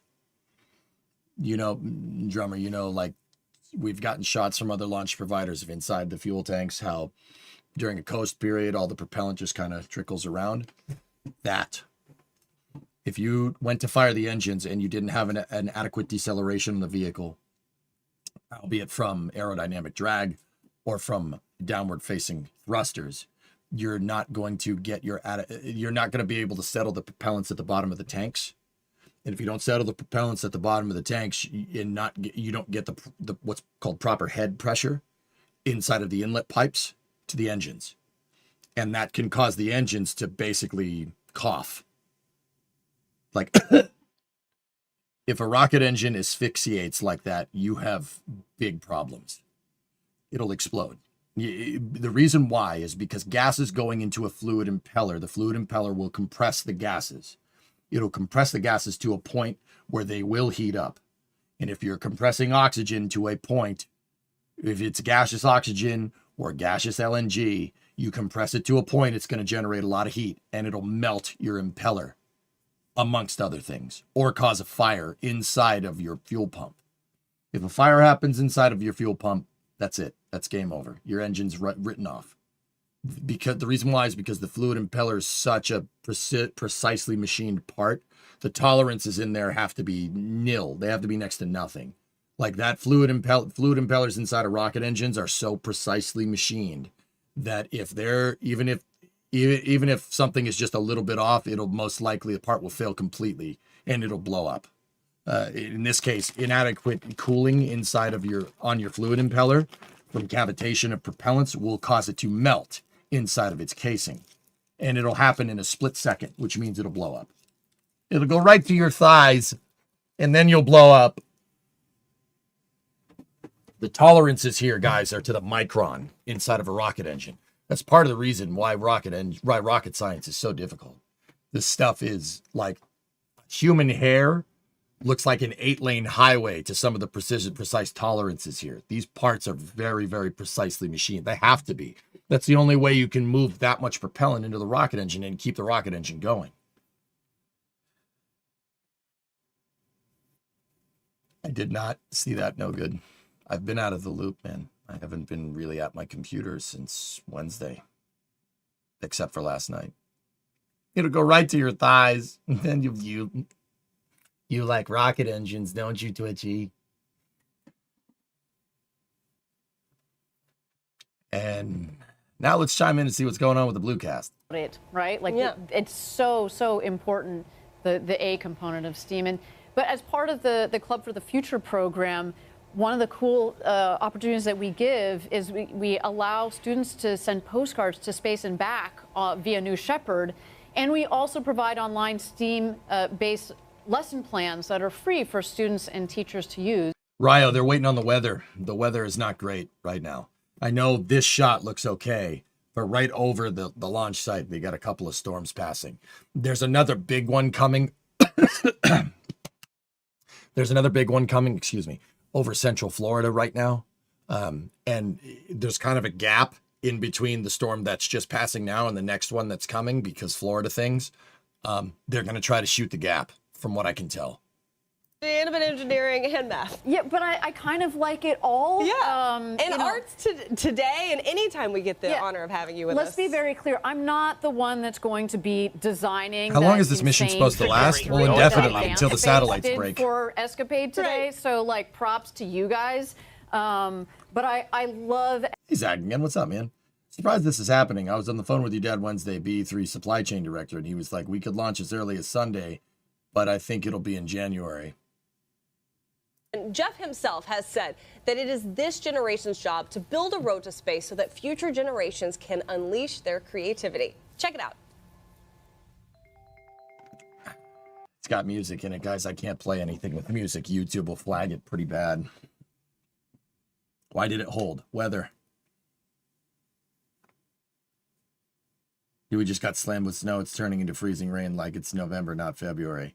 I was just talking to Brimo's parents, and they said they got snow in Michigan, and that's like on the way to you. That sucks, bro. It is, dude. That's why I like living next to the damn ocean. It is, it's like 50 Fahrenheit out, which is like, I don't know, like 15 C. It's not bad. It's straight hoodie weather right now. You can confirm snowing right now in the D. That sucks, bro. That sucks, dudes. Can confirm Metro Detroit got snow and sleet. That sucks. The gales of November. We didn't get any snow, man. It's like 50 degrees here. I was out in, I didn't even wear a hoodie today. Like, are you in Michigan snowing right now? That sucks, dude. I'm right on the Great Lakes, which usually helps moderate this some degree. Unless you're Buffalo, dude. It's supposed to be 18F tomorrow in Georgia. Send help. Well, how is it going to be warmer when you're me, dude? Zach again. This is also Arsenal. I think I mentioned that, but I've been joining my friend in his pro CS casting, and I needed a different name. Oh, okay. Okay, Zach again. Yeah, I got you, man. 82 in Tampa, 7C. Your window is broken open. Help. That sucks. Good luck with that, man. Get a hoodie on. Do you know where Kingston, Ontario is? Discovery, go at throttle up. Isn't that by Buffalo? That's close to Buffalo, is it not? That's somewhere in the lower part. Like you're not, that's not near, it's not Windsor. Like you're not near Windsor. That's in the southern parts of Ontario, right? If I'm remembering right. I don't know, man. I don't know your geometry. It's another country, or geography. It's another country. Go away. No, Niagara Falls and Buffalo. Kingston is on Lake Ontario, east of Toronto. So is Kingston? Is it near Brampton, guys?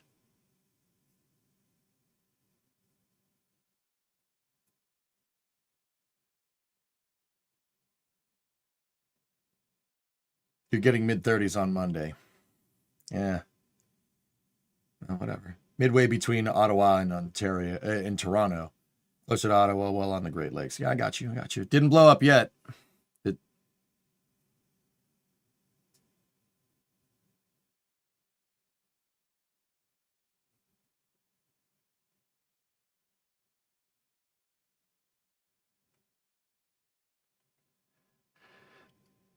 Dradus, you live just outside the thumb of Michigan, and we've had a little snow on the ground when I woke up today. It finally melted in the last couple of hours. All right, Dradus. Yeah, the thumb. I got you.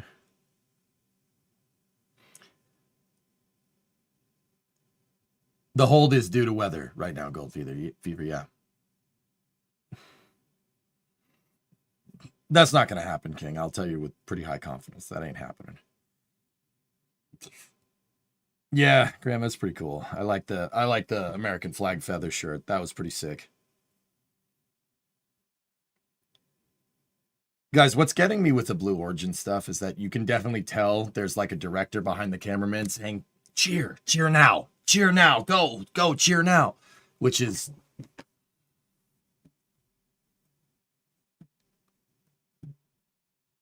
I don't like that. Your head is on fire. I know. It's because I got a lot of good ideas.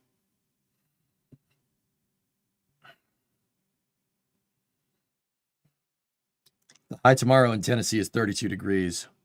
And I have to walk over a mile in it. Help you. Go buy a Carhartt hoodie, man. Or just go buy a heavy hoodie, dude. You're going to keep streaming after the launch tomorrow. Tomorrow? Tomorrow's Monday, is it not? Yeah, it should be around. Boss man, you're here. That's right. That's right.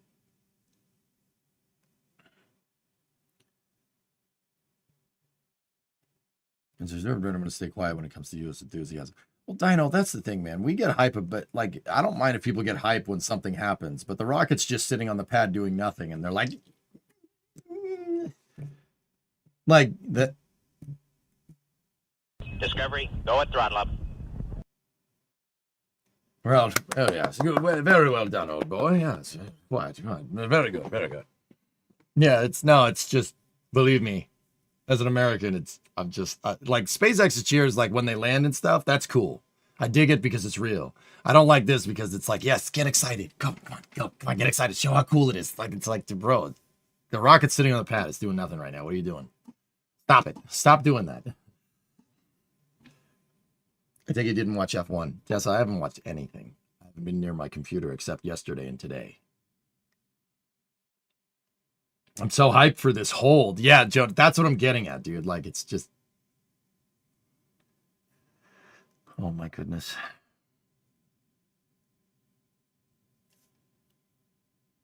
Why do they have two different Lightning Tower? One is a fixed service structure for a crew access arm in the future, Grim. Thanks, Big Gun. No F1 spoilers. Okay. Truly an inspirational hold.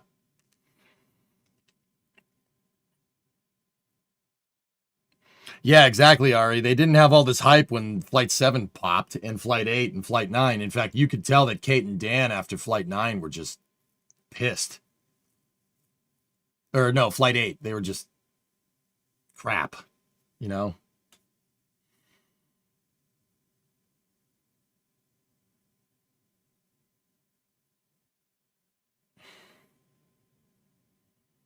So wait, if it gets struck, we're just going to see somebody get electrocuted. No. No, those aren't lightning towers, guys. It's a lightning arrestor system. there are lines that go. Okay, that lightning rod, the white rod's at the top of the towers. Okay, it's a lightning arrestor. It's not a lightning rod. It's not a lightning tower. What is a lightning arrestor? So that rod is your lightning rod. Okay, there's an insulator behind it, and then there's wires that go down to various spots on the pad. If lightning hits the lightning rod rim, it does not go down through the tower. It doesn't go down through either tower. It goes through the wires. That's why it's called a lightning arrestor and not a lightning tower or lightning rod. The lightning arrestor system distributes it down the wires, and the wires are connected to insulators on the ground. Well, they're connected to the ground, which is the biggest insulator of all, right? So it gets dampened. The electrical charge gets dampened out through the grounds. You could see some of the over there. You could see some of the lightning arrestor system. It's right here. See it? Yeah, you guys can't see that. The screen's too small.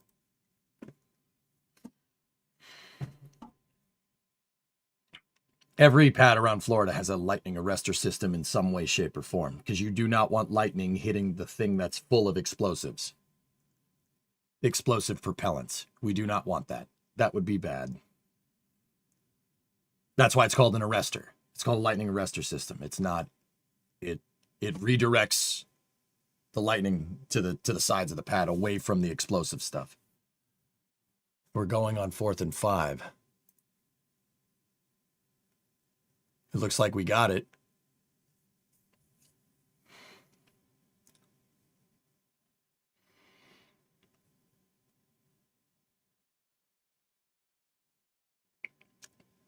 Do you think that blue will change their GSC so we'll get rid of the flares? No.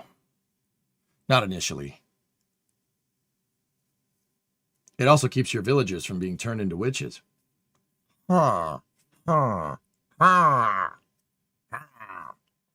Huh. Huh. Huh. Yep. I speak villager.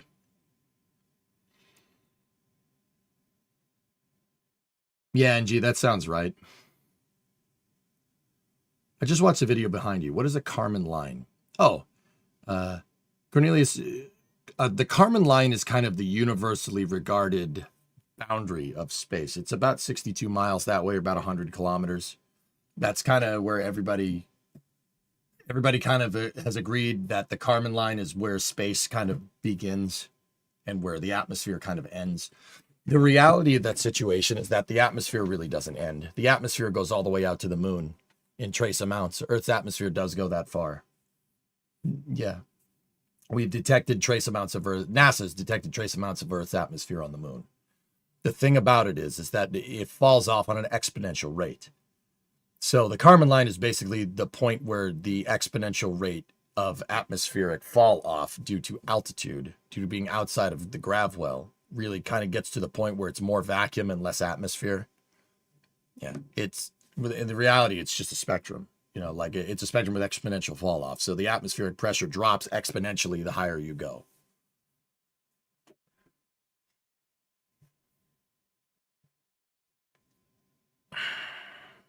Lightning is north of Titusville. Is Virgin Galactic still a thing? Yes. Hey, Badojo. I'm back from work. Just in time for the big candle. Yeah, we might not see it today, dudes. Let's see. Hey, Flavia. Come stai? And Badojo, too. Come stai? Amico, come stai? Why are they not giving a new time? They're really trying to figure out when the gap is going to be in the weather. Toilet fan? They're looking at the weather and they're trying to figure out when the weather's going to be, when they're going to get a shot of clear and try to shoot the gap between the storms. And they still have, what the hell is with that? Look, why is their logo doing that? Look up there on the right. Click, click, click, click, click, click. So benissimo, y tu. Bene.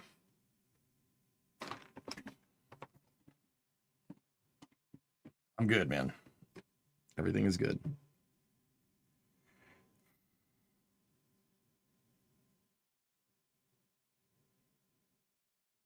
That logo must have not be doing good with the progressive scan that the cast is being broadcasted in. That's my guess. Your head was fuming. From the flare stack. Yeah, yeah. We, you know, the Italians, we're hot-headed, man. I don't know what to tell you. You should know this. What's wrong with you? That's the hold button. Oh, yeah, we got to click the hold button, yeah. Did you see what happened in Boca earlier? Did the crane, the tower crane. Why is the tower crane doing a 360 no-scope?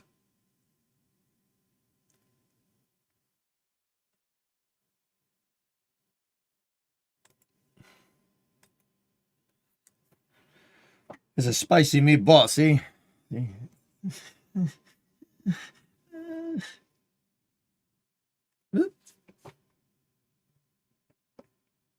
going over here. It's a lot cooler.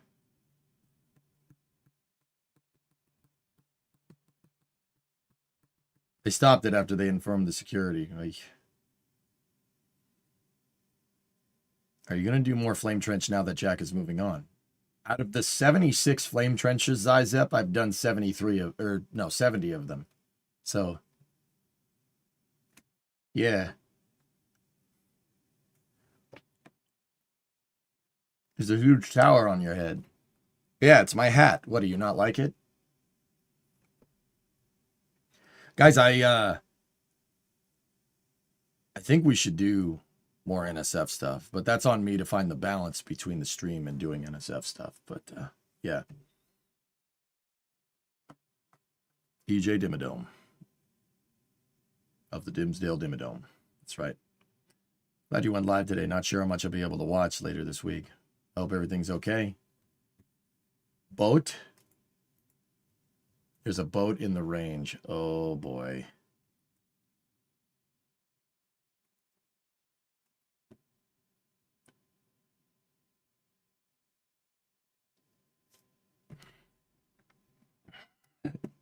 So that boat may have screwed them, fellas.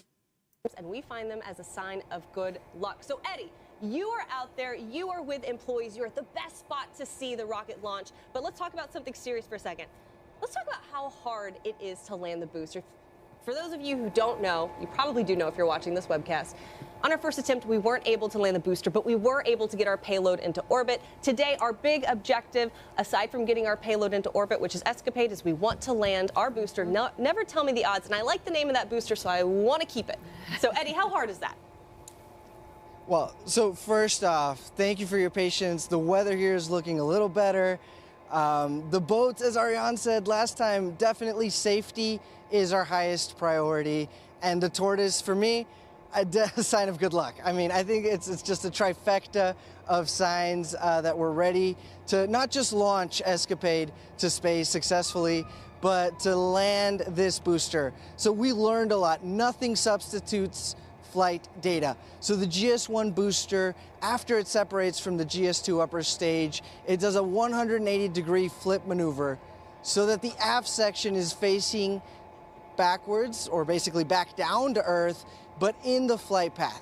And so that 180-degree maneuver is conducted by our reaction control system. They're peroxide monothrusters. We call them the severe weather agility thrusters. And those worked perfectly last time. We did the maneuver. And then the BE4 engine goes for reignition. So the 3 center engines reignite what we call the exo-atmospheric re-entry burn. And its entire purpose is to slow down the GS1 as it re-enters the atmosphere so that its superior aerodynamic performance, those long strakes, those forward fins, can guide the GS1 booster over the Jacqueline. Yeah, Eddie, thank you for such a good explanation for our viewers at home, because it took a little bit for me to understand, too, exactly.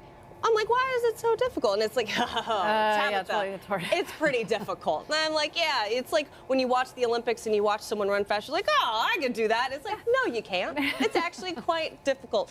So, thank you, Eddie, for that great explanation. Again, we are currently in a hold. You are watching NG2, our webcast here. We are at about L-20 minutes. We're going to toss it right back over to the rocket. New Glenn is on the pad. It is feeling cool. It is looking cool. And it is literally, Ariane, very cool right now. Discovery, go at throttle up.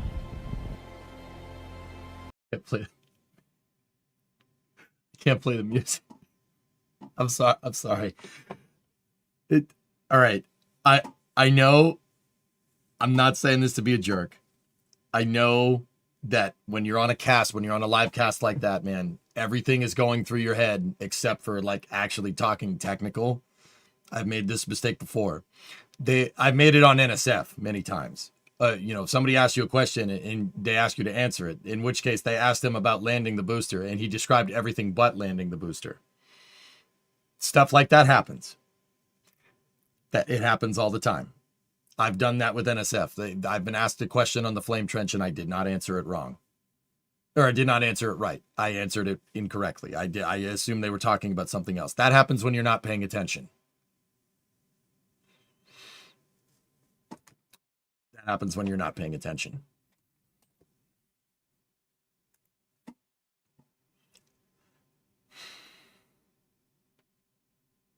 About that boat fouling in the range for Blue Origin, we just heard him say that to the Coast Guard he's limping around on one engine. That boat doesn't say like Elon on the back, does it? Yeah, answering the wrong question is very easy to do, Poison. You're absolutely right. So, yeah, he did a pretty good job considering they put him on the spot like that. That's the other thing you don't do. When you're in a cast with a couple of other people, you do not put people on the spot like that. Don't do that. Except if it's Flame Trench or something, like the whole point is to be kind of just let the topic go. In an actual cast like that, you don't say, okay, and we're going to answer a question here about how New Glenn lands. Alex, how do you do that? You don't put somebody on the spot at the last second. You usually try to say their name to tee them up for the question. So I'd be like, Alex, if I was hosting an NSF cast, I'd be like, Alex, how does the New Glenn booster land? We get a lot of questions about how this thing lands. How does that happen? Right? And, it gives you a second to tee in the other person because the other hosts that aren't on the air might not be paying attention. They might be looking at the back channel. They might be talking to the producer. This happens to me when I'm not paying attention because I'm talking to chat. Landing today. Yeah, that's the hope, George. We'll see. Correct, Grim. Yeah, that's co-hosting 101. You don't put people on the spot like that. Don't do that. Unless they're a subject matter expert. Like, so if I was doing a cast and I had an astronaut next to me, you could put them on the spot. That's what they've trained to do. Put them on a spot. What are they? They're an astronaut. They'll figure out an answer. Elon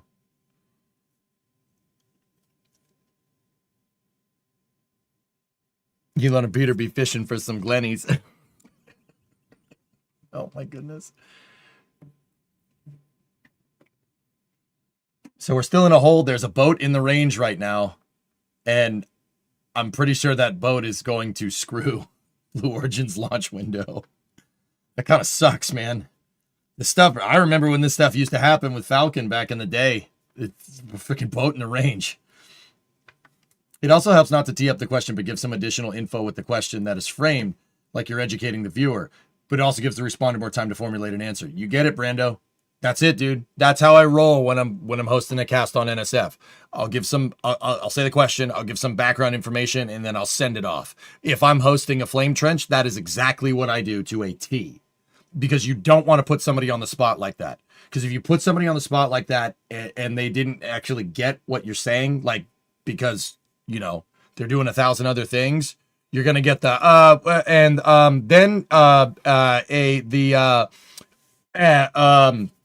the rocket comes down and so it lands and you don't want that during a cast. You don't want that. You don't want somebody doing that.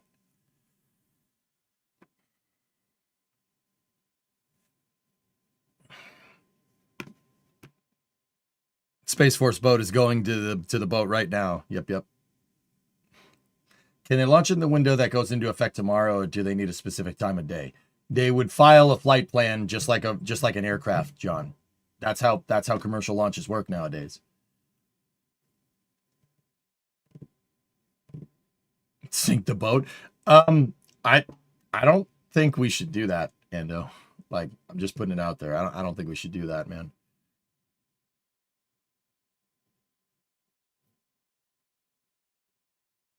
Yeah, Graham, that. Yep, yeah. Space Force has boats? Maybe. Yeah, exactly. Zizep, that's exactly it.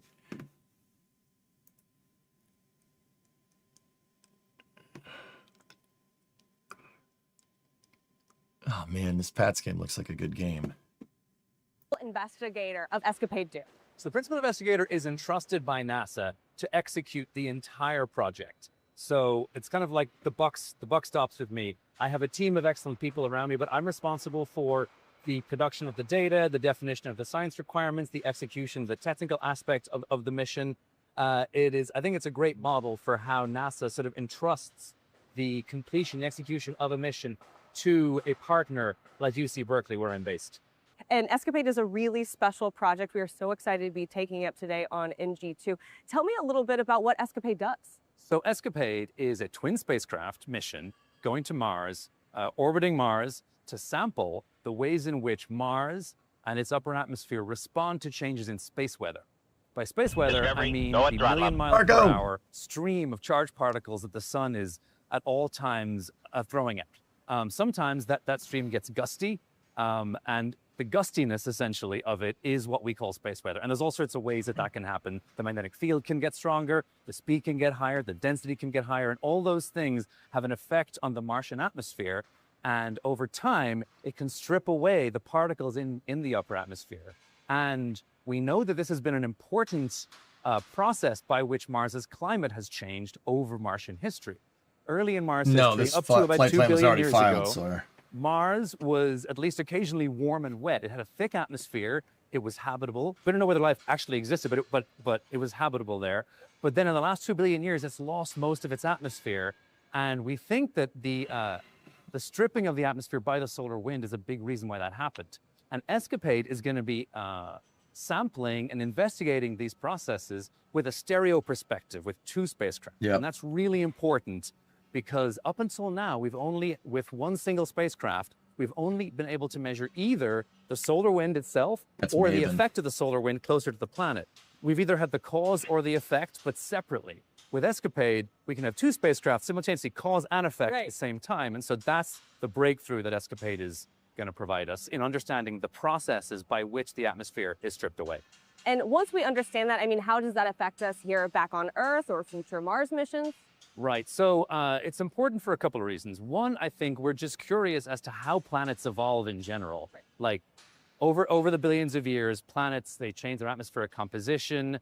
They're more volcanically active, and that can affect the atmosphere too. And so this is an important piece. It isn't the only piece, of course, but it's an important piece of the puzzle of Mars climate evolution. And that's interesting just because we love to explore as humans. But it's also important because space weather can have a practical effect on robotic spacecraft that we send to Mars future, and also humans when they explore Mars.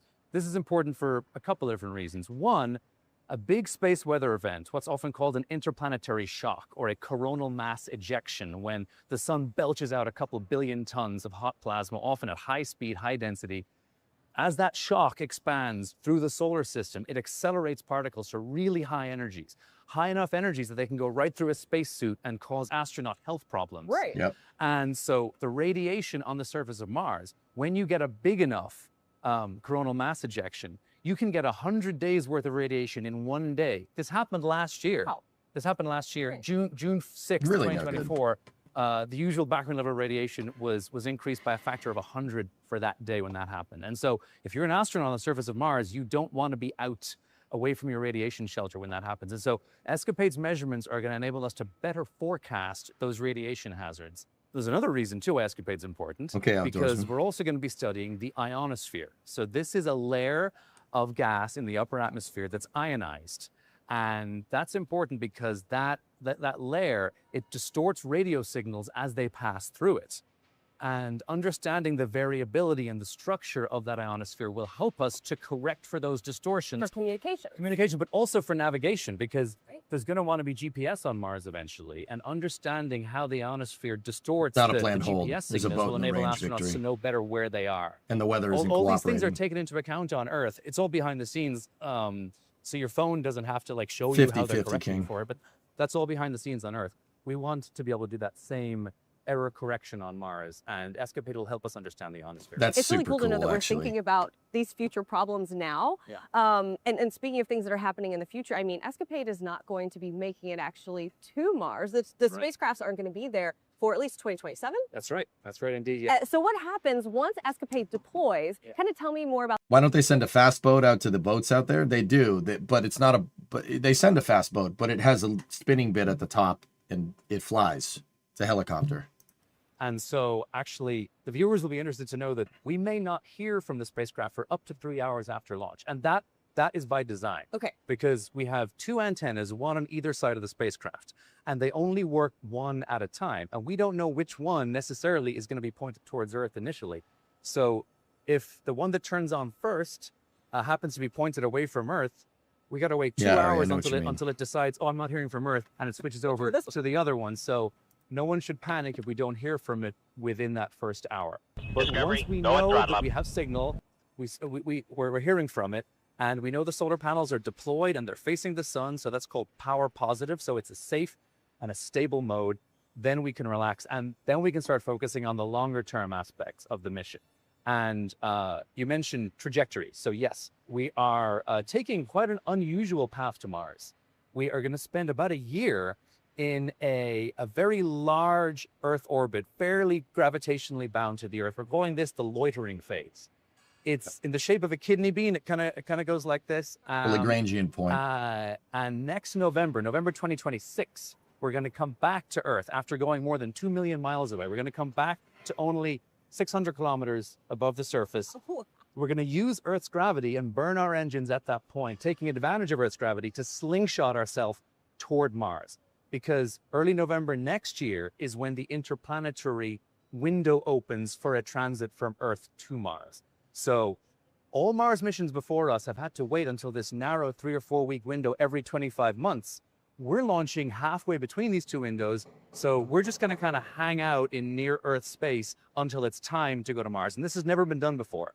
And this is really, really Why not exciting just wait till the window? This actually opens up the possibility because the rocket missed the window in the future. John. If humans want to actually settle Mars, we're going to have to send hundreds, maybe even thousands of ships to Mars within that 2 or 3 or 4 week window. And there aren't enough launch pads on Earth to reliably do that just within that window. So we could launch them over the course of a whole year, maybe, and we could like sort of queue them up, so that they're kind of lined up so they can go when that window opens. And so this is hopefully going to pioneer a way to essentially enable interplanetary settlement in the distant future. Who knows? And once the mission actually starts, how long is the mission going to be going on? So, so I mentioned November 2026. That's when we start our interplanetary cruise.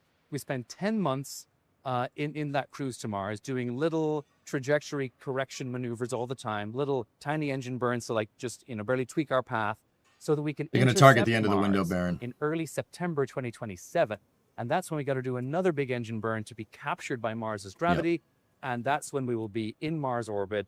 Then we spend another 7-8 months ish adjusting the orbits. Wow.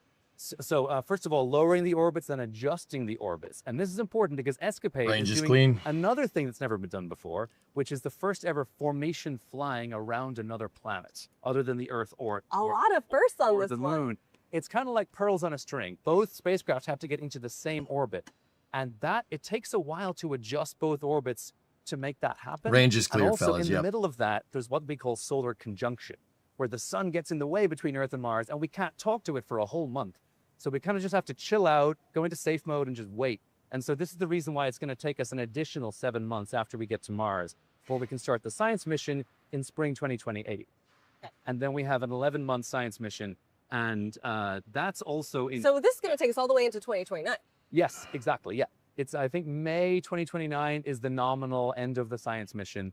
And I mentioned the 2 spacecraft are going to be the pearls on a string.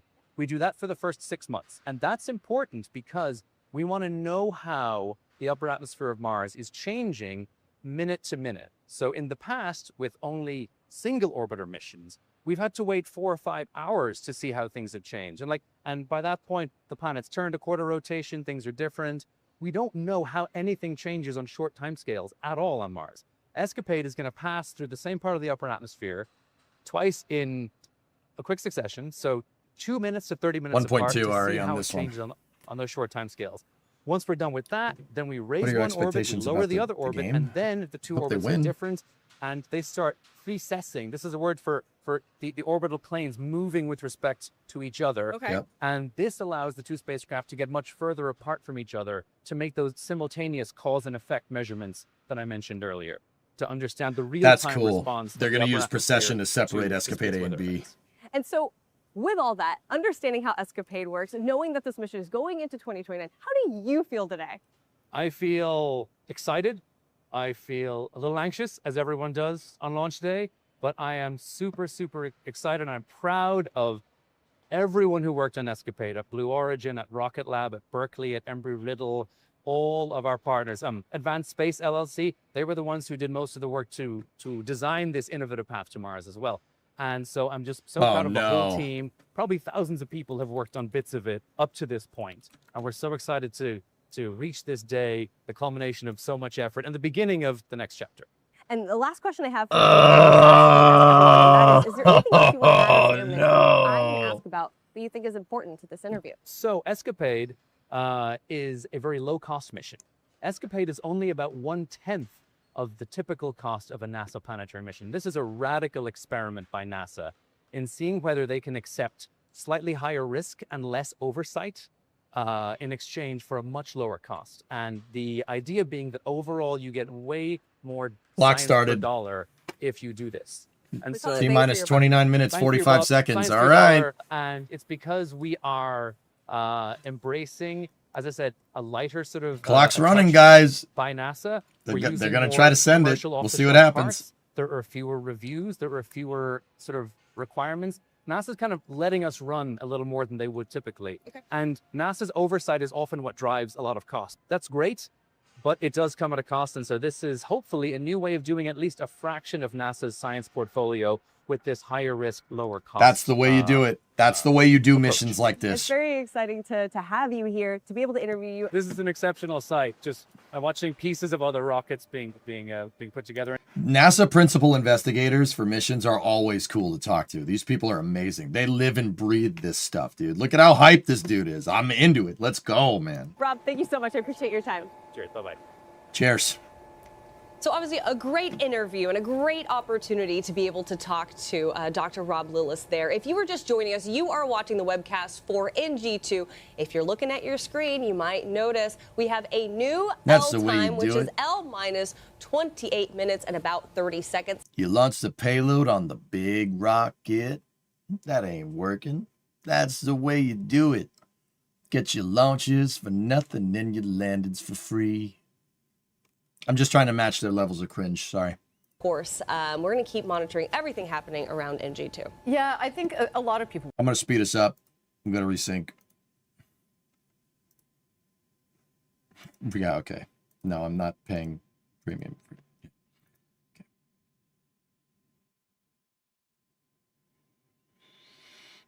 Slim and none, P-Gamer. Cringe, mission accomplished. Perfect score. Okay, we're synced up. Oh, that's not. That ain't humidity. Well, it is humidity, but that's yeah. We've got this huge, what we call Guys, I'm going to say we're more at a 60% probability of violation, but I don't know. also be working and working properly and in right conditions. When EJ's singing, we are truly in dire straits. We are the Sultans. Bow, bow, down, down. We are the Sultans of Scrubs. Bow, now, bow. Boo, doo, doo, doo, bow, bow, now, bow. Out of line pressure, data, power that then could translate down the line, right? Down You're the welcome. pipes, literally, to the rocket. We have to check it out. So our team is on it.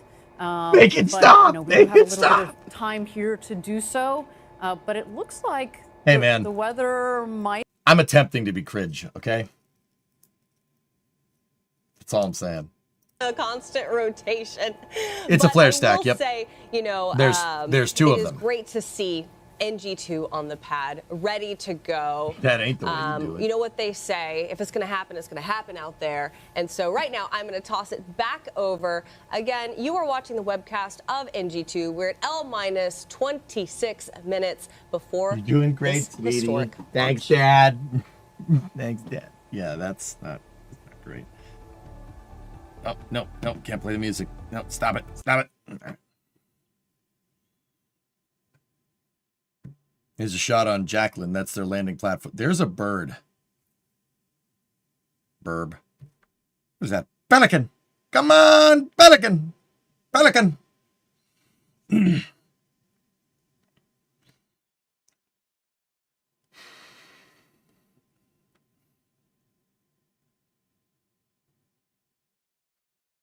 So the clock's at T-minus 25 minutes, 25 seconds here. Blue's going to try to send it at least once here. They have reported that there was a boat in the range, and then the weather wasn't cooperating, and now they seem to have a GSE problem, but we will see what happens here.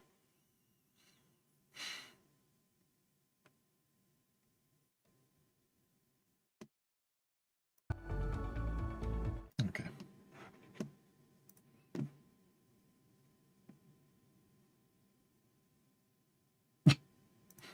Nice, Baron. 5 minutes until we hit the elusive 20-minute barrier for the third time. Oh, dear. Oh, dear. Hey, Marcel, whatever happens today, thanks for streaming and teaching us the viewers about rockets and stuff. 2 years, time flies. Hey, my pleasure. My pleasure, my friend. All right, I got to take a wicked yes. I'll be right back. Just enjoy the dead air for a second. I can't play the music. All right, what do you want? All right, I got to pee. Leave me alone. Stop yelling at me.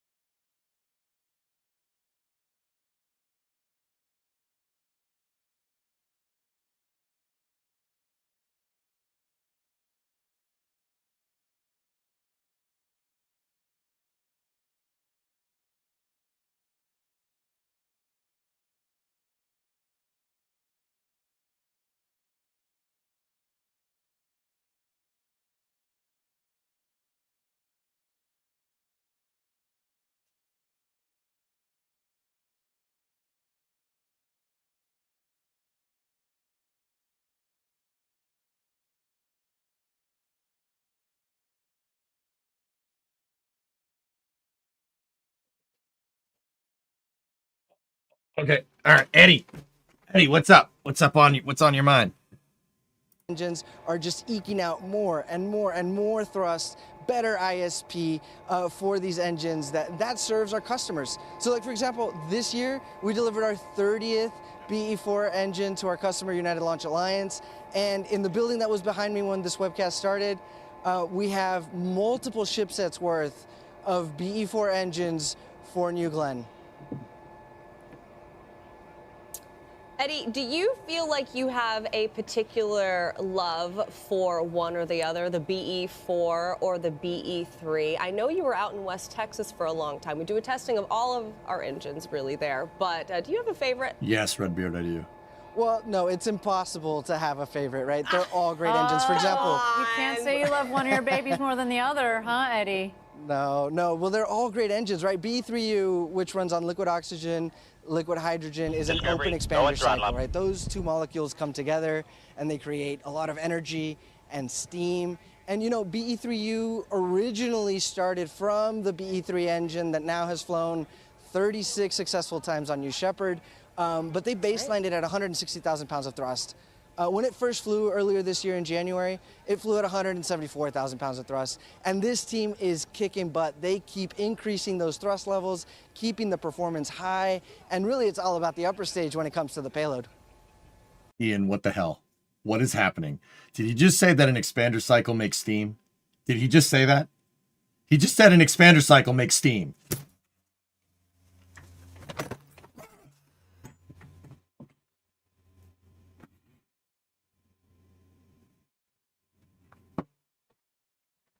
Discovery, go at throttle up.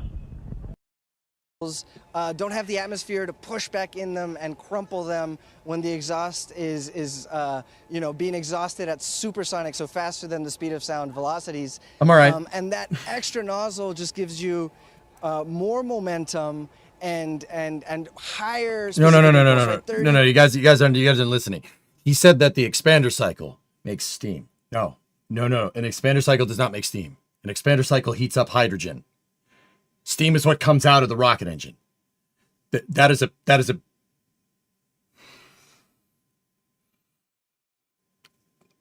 not okay. But it's the analogy that I like to think of. That's a good way. At least Eddie, they're blue balloons. yeah. They're going to be balloons, Eddie. They don't have to be Come on. red. They've been big blue balloons. Big. He also, I remember, I went to one of his. He hosts these things here at Blue Origin where we can learn more about updates with different things happening with our engines. And he was explaining essentially the shower head method and how shower head is very similar to how an engine works. But Eddie, I think it's so great to be able to talk to him anytime about engines. And we're so grateful nice. for him. Of course, he's all right, with our that's employees. Fair. The best viewing spot to see NG2 take to the skies. You're looking at NG2 right now on the pad, and in this moment, we're going to toss it. We're inside of 20 minutes, 19 minutes, 45 seconds. We have a very exciting go, no go poll. So we're going to toss it over the rocket and kind of await that poll.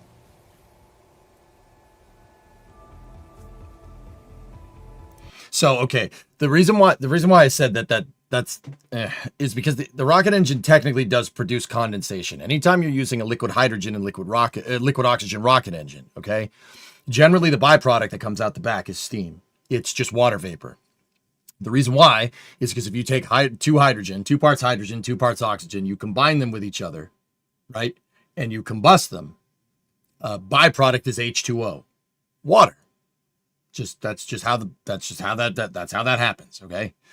All right. I don't make the rules. Physics does. All right. No, that's the very plain Jane way of saying it. But with an expander cycle engine, in order to drive the pumps, so the B3U is a dual expander cycle. Okay. Meaning you have one pump on one side of the engine for hydrogen and another pump on the other side of the engine for oxygen.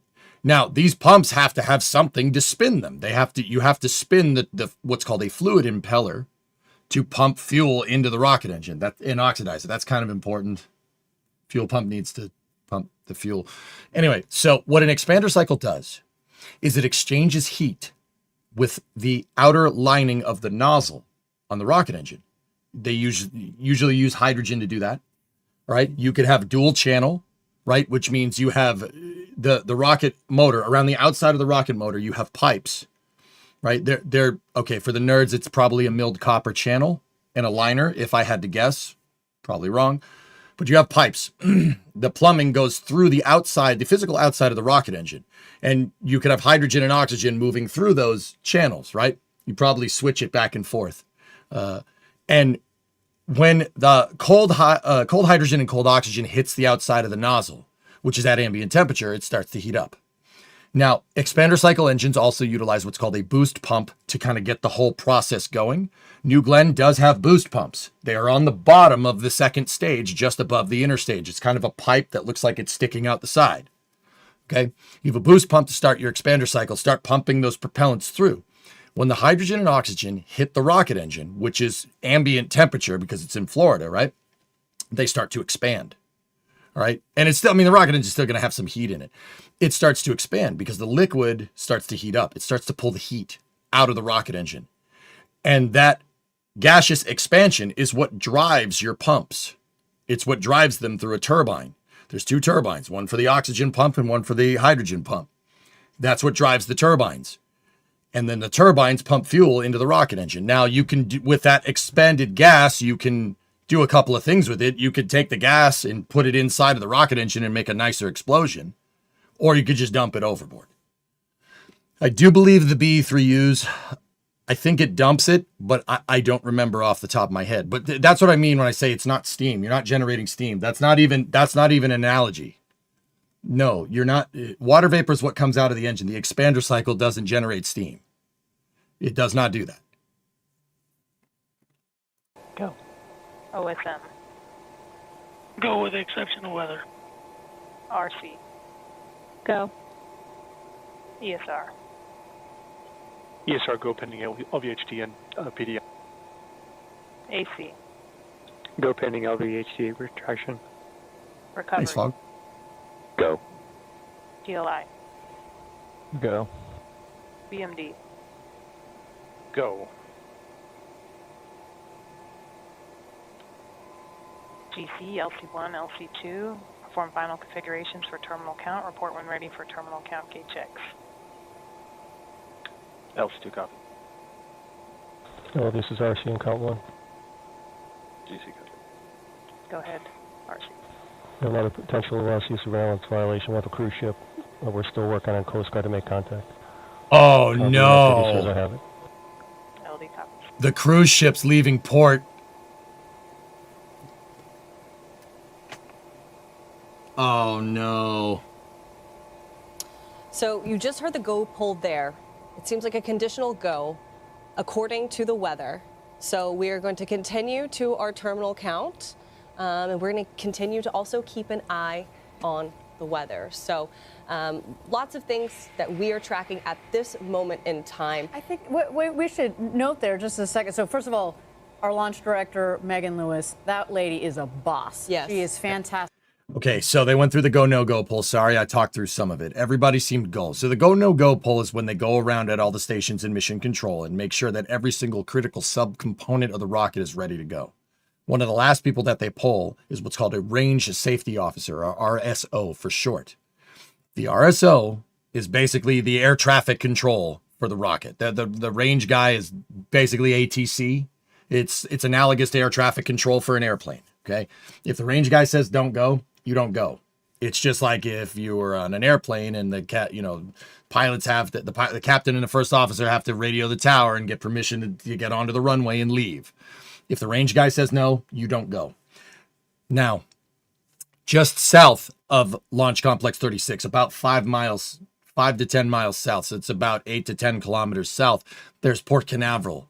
That's where Disney and Carnival launch cruise ships to the Caribbean out of. One of the cruise ships is scheduled to depart. The range guy came on the go, no go poll and gave a tentative go. Their go, with the exception of the ship. If the ship leaves port, they're not launching today. We have a second stage that is one of the largest upper stages to ever fly to space. New Glenn being a reusable launch vehicle is so beneficial to future lunar missions. It's going to allow us to keep that cadence going, where we'll be. Sorry, guys, this has music in it. YouTube will nuke my entire VOD. Why is the ship more important than the rocket? I don't know.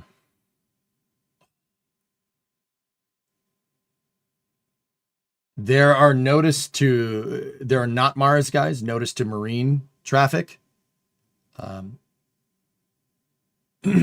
So the captain of that ship should know about the notice to marine traffic. That you should know about it.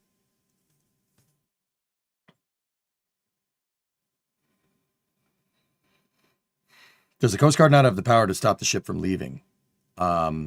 If the captain of that ship violates the notice to marine traffic, then you got a big problem. The captain's got a big problem on his hands. Because the Federal Aviation Administration, the U.S. government, is the one that put that notice to marine traffic in place. So if you violate a federal NOTMAR, you got a big problem. Uncle Sam's going to be like, hey, it's me, your friend, Uncle Sam. Remember how I said don't go there? And you did? Yeah, we got, hey, it's me, your friend, Uncle Sam. You remember me? Actually, you know who's gonna be the one knocking on your door? Sean Duffy. He's gonna be like, hey, it's me, the lumberjack. Hey, you remember when I said don't do that?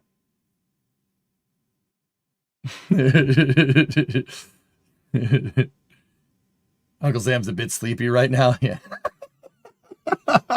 That's a good way to put that, random bozo.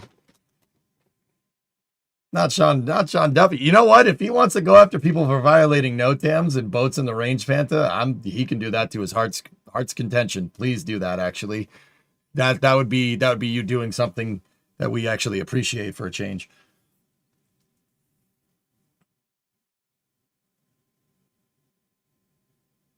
I don't know, Zizep. We going? I don't know, man. We're inside of 11 minutes here. There's a cruise ship that's trying to leave Port Canaveral. And if it gets out into open water, it's a violation of the range. No, yeah. Jeff will be like, Captain, your Prime delivery gets delayed, son. The captain will be like, no, all my Christmas shopping. Jeff will be like, deal with it. It'll happen just like that. You recently had the chance to chat with our CEO, Dave Limp, about NG2 and what this mission means for science, but also for Blue Origin. I certainly did. It was so great to be able to sit down and Nothing, actually Flavia, talk with not him. yet. And I think you guys are going to be surprised to learn just how much of this moment has really been building up over time, and how even when he was a child, you know, Dave himself had an interest in space. Check it out. Dave Limp. This is a really big moment. What's up, Dave Limp? Oh, buffering. Dave Limp. Moment for Blue Origin. Can you tell me how NG2 compares to NG1? Yeah, I think NG1 was obviously our first mission. There was lots to learn, and we did learn a lot, and unbelievably successful. And then we made our goal, which was to get to orbit.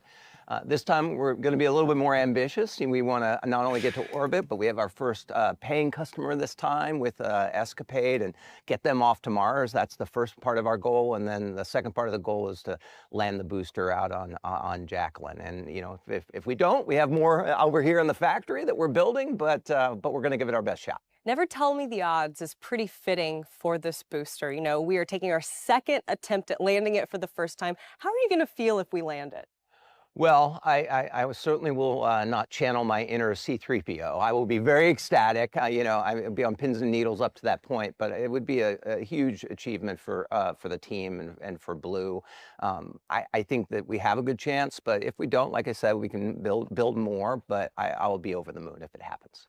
Now, New Glenn is obviously just one of the many systems we have here, right? We have New Shepard, we have Lunar, we have In-Space Systems. How are all of those organizations really working together to further our ultimate goals?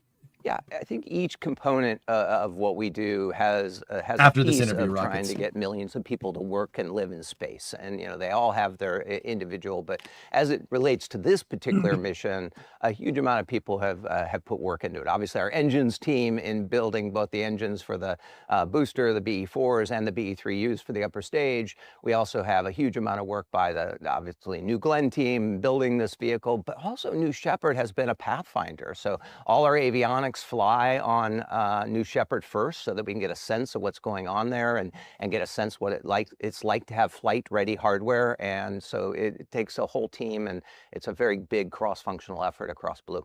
We have more than 10,000 employees here that are very excited about this moment. I'm one of them.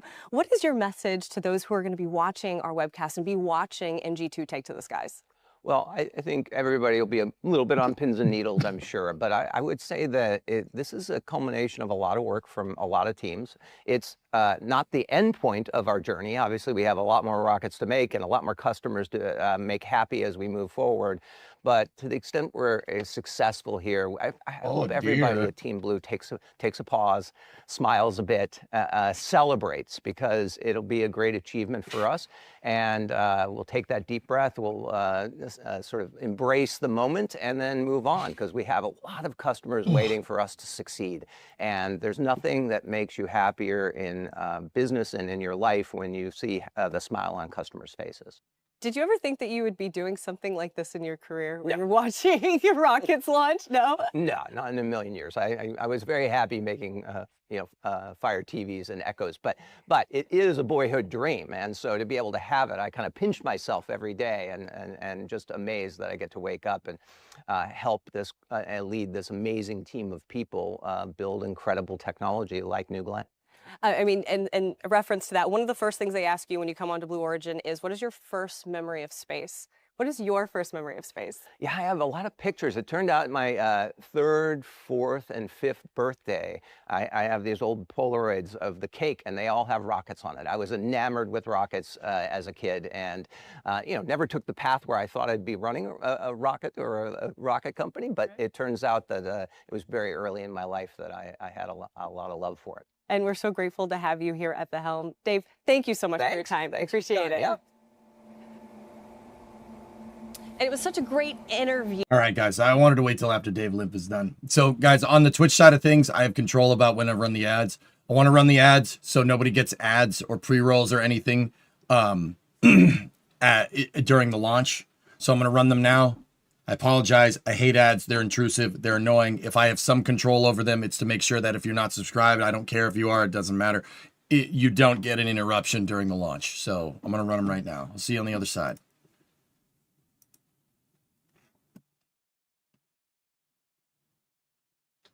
At L-0, will the count turn to T0? No. Some people use L for launch. Some people use T for time. Is that a rooster? Why does... What is...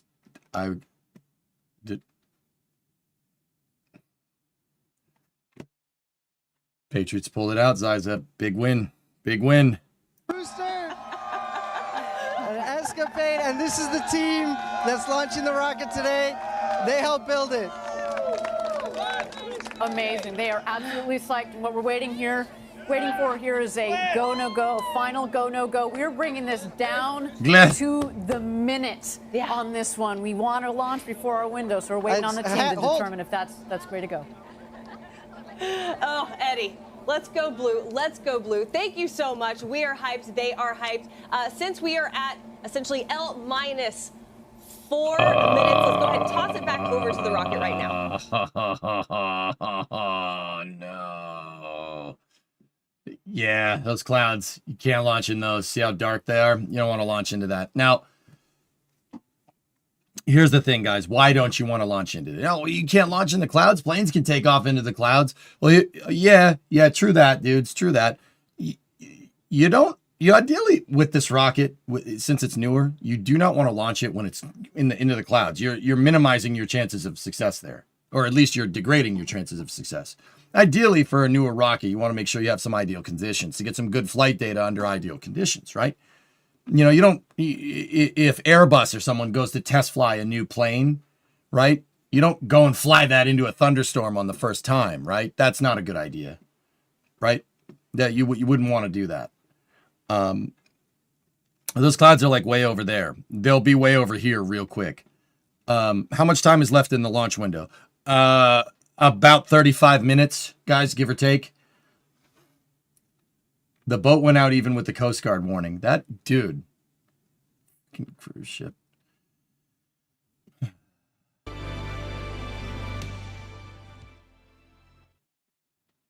Okay. So in this particular case, guys, I think that cruise ship sailing out of port screwed them.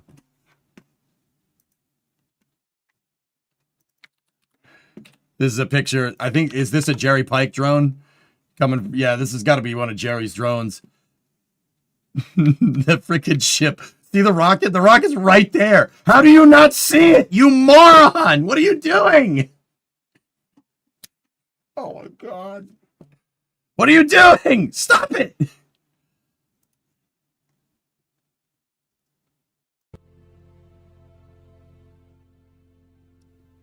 Yeah, I'm just going to go. Yeah, like, oh, my God.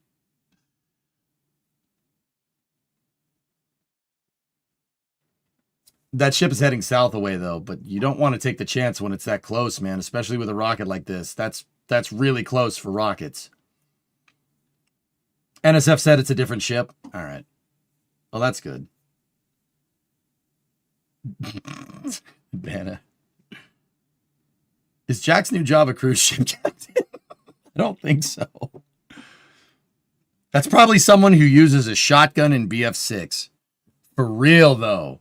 For real. Or a suppressed LMG with a long barrel that they run and gun with. Lamest thing in the world, man. Yeah, I'm just going to tote this 240 Bravo around with a suppressor and an extended barrel into close quarters combat. Let's do that.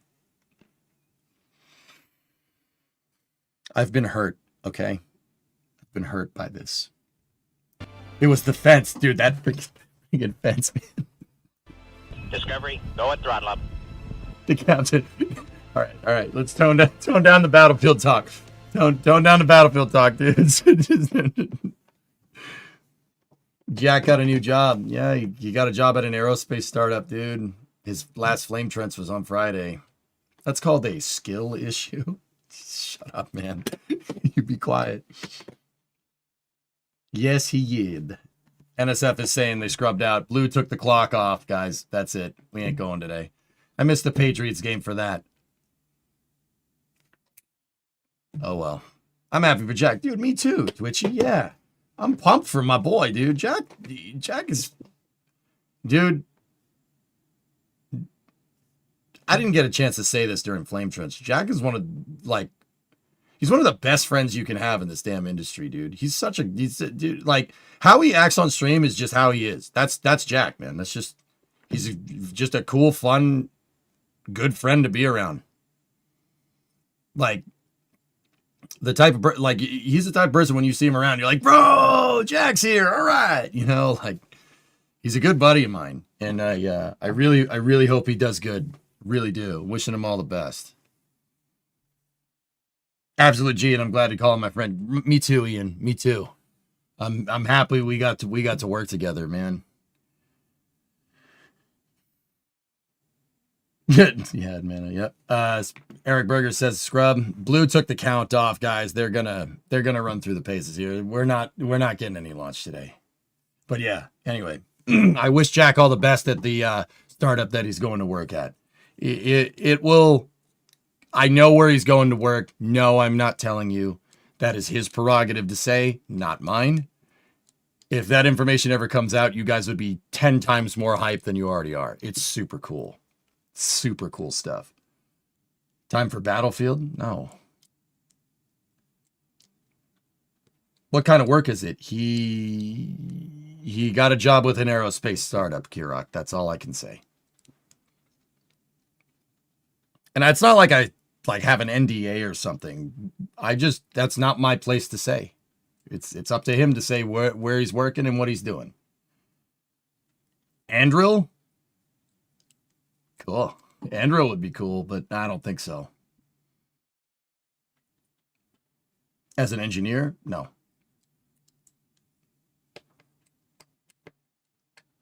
Spin launch. Is it Axiom? Axiom is out of Texas, Edmund. No. Palantir? No, I don't think so. Dude, I was on the Flame Trench. You know, I just called in real quick. They went through guessing. We went through guessing in the post show. You guys are guessing right now. No one has said it, dude. I haven't seen anyone say it. Like the actual thing. Not that I would tell you. Impulse? It's not Impulse. Nope. I haven't seen anyone say it. That's actually kind of crazy.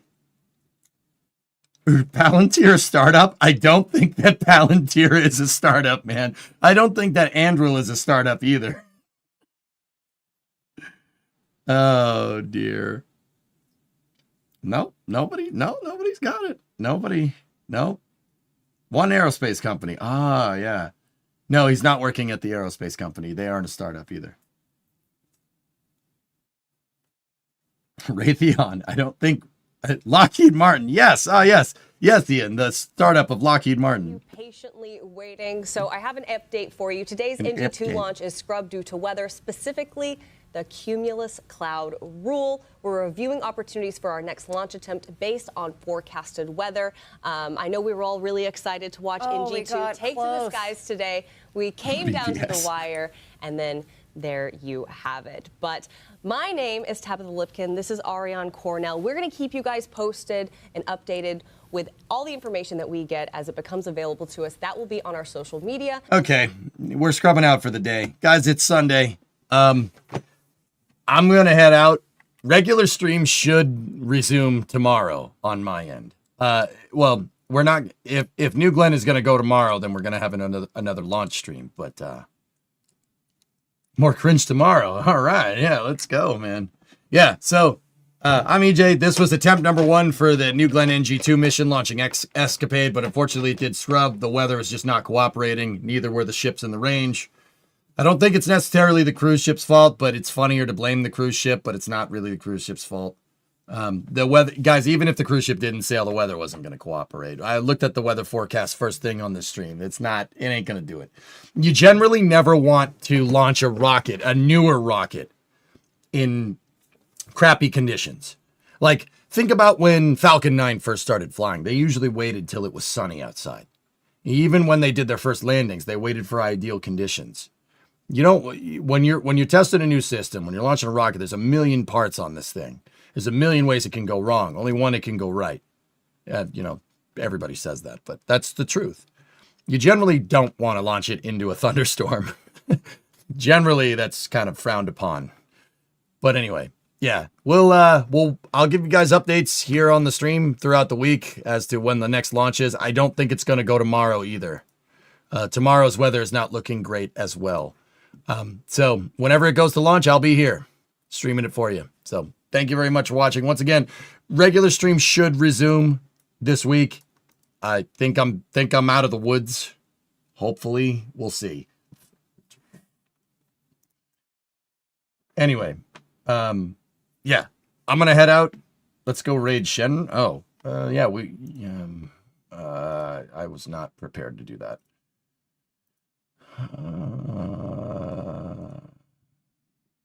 Anyway, yeah, I suppose we should pay this forward, shouldn't we, Weather Guy? We got a lot of people in here. Yeah, Shenru's playing EU5. Let's go see what he's up to.